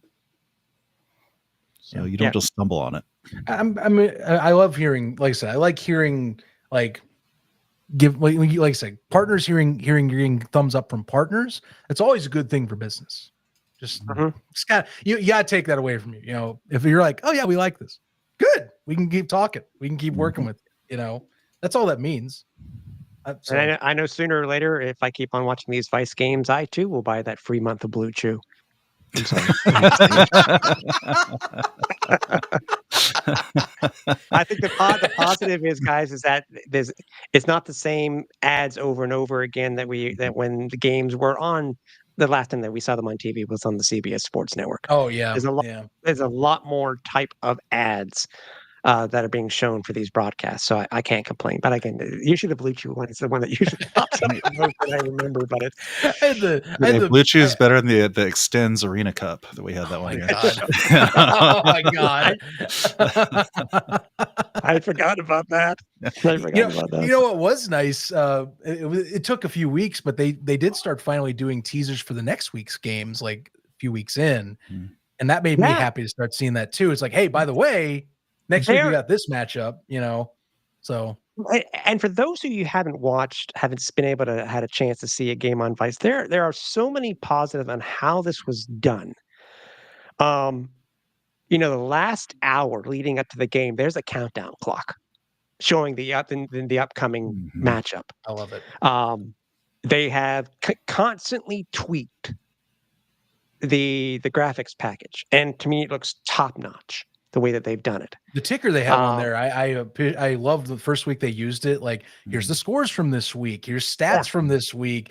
Go and visit our website, and here's stuff like that. I hit up right away. I was like telling people, like, this is great. They're clearly taking feedback from people and from the network and making adjustments as they need to, because they realize this is a good partnership. They want to keep this. If I can do it on this, there's no reason we can't do it on that. I've got the same tickers and QR codes and everything going on here. So, and I agree with Zach about them doing the preview of the next upcoming live sporting event. Because if there's something before it, they'll do it. I think so. They did for the game 2 weeks ago. It was something else. I think it was boxing or something. So they previewed that. But they'll do a preview for the next upcoming arena football game, which is cool. And I don't know, again, this is dating me, so I don't know if you guys would really be able to comment on this. I think I made this comment openly, but the beginning montage of the broadcast, of every broadcast, to me gives older ESPN2 vibes when the game used to be on ESPN2. It kind of gives me that vibe. Yeah. Because it's just so retro-ish type of thing, and I think it works. So I can say that, yeah, for sure. Now if the league can, and I'm just looking now as I say this, just so I don't, bite myself in the ass when I do this. Now if the league can officially get the replica jerseys back up on the fan shop, which they are not yet. Yes.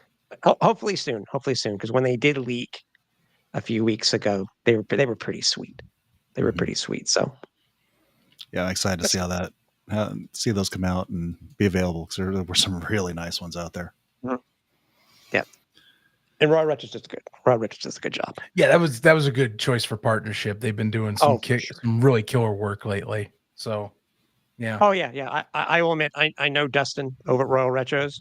Because he happens to be a sponsor of my CFL podcast. Royal Rich is a sponsor of my podcast, and I met him at Grey Cup this past year, and he's such a good dude.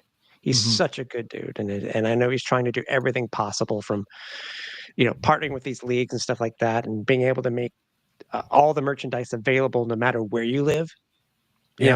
That's cool. Potentially having drop locations in Canada as an example, not only just in the US but also in Canada. So it helps.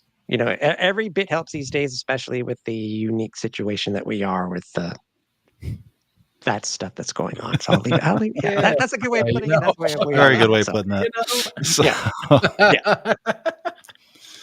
So all right. Well, guys, we've been going for almost 2.5 hours. This is I love this group. I could do this all night with you guys.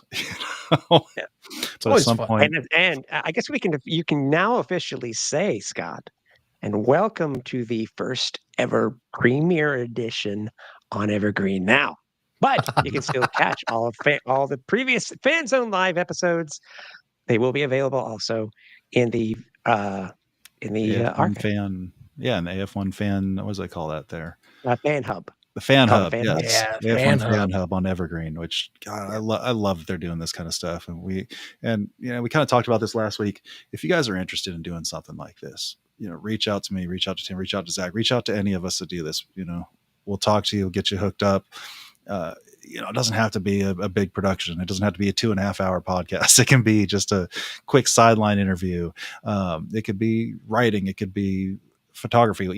Reach out to us. If you want to help contribute, help grow the game, reach out to any of us. We'll get you connected with the people you need to get connected with and the sites you need to get connected with and help grow this game, because it ultimately takes all of us. And seeing that fan hub grow this season, and hopefully we'll see more and more stuff on there, is only going to help the whole league. Yes, your own individual teams, but also the whole league. So Absolutely. It was a huge surprise when we saw it when it first popped up. It was a huge surprise, and I think I agree with you. It's good for the league, and it's good to get out. Everybody's thoughts on their team or league, or whether you're team centric or whether you're league centric, like Fan Zone Live is. So. Yep. We will definitely help you get set up. So just reach out to us if you're interested in doing anything along these lines. Any of us will be happy to help you out. Exactly. Hey, Zach, and I said at the beginning of the show, where do they find you on social? Yeah, at Zach Keilman on your favorite social platform, at UFL Podcast for UFL Podcast content. Thursdays right now before kicking off into the season games. This is week 5 coming up, so be ready for the midway point. We'll be doing that Thursday afternoon and around the UFL, which is Mondays at 6:00 Eastern time, live on the same UFL Podcast YouTube channel for the week that was, and a full recap with a bunch of our panelists and columnists and insiders from PFN. So check that out. ProFootballNewsroom.com. Don't want to miss that as well. So that's all I got. All the plugs out of the way. Tim, let's do yours as well. We got to get yours out there. You can find me on X and Blue Sky over at Repact. That's REPPACT.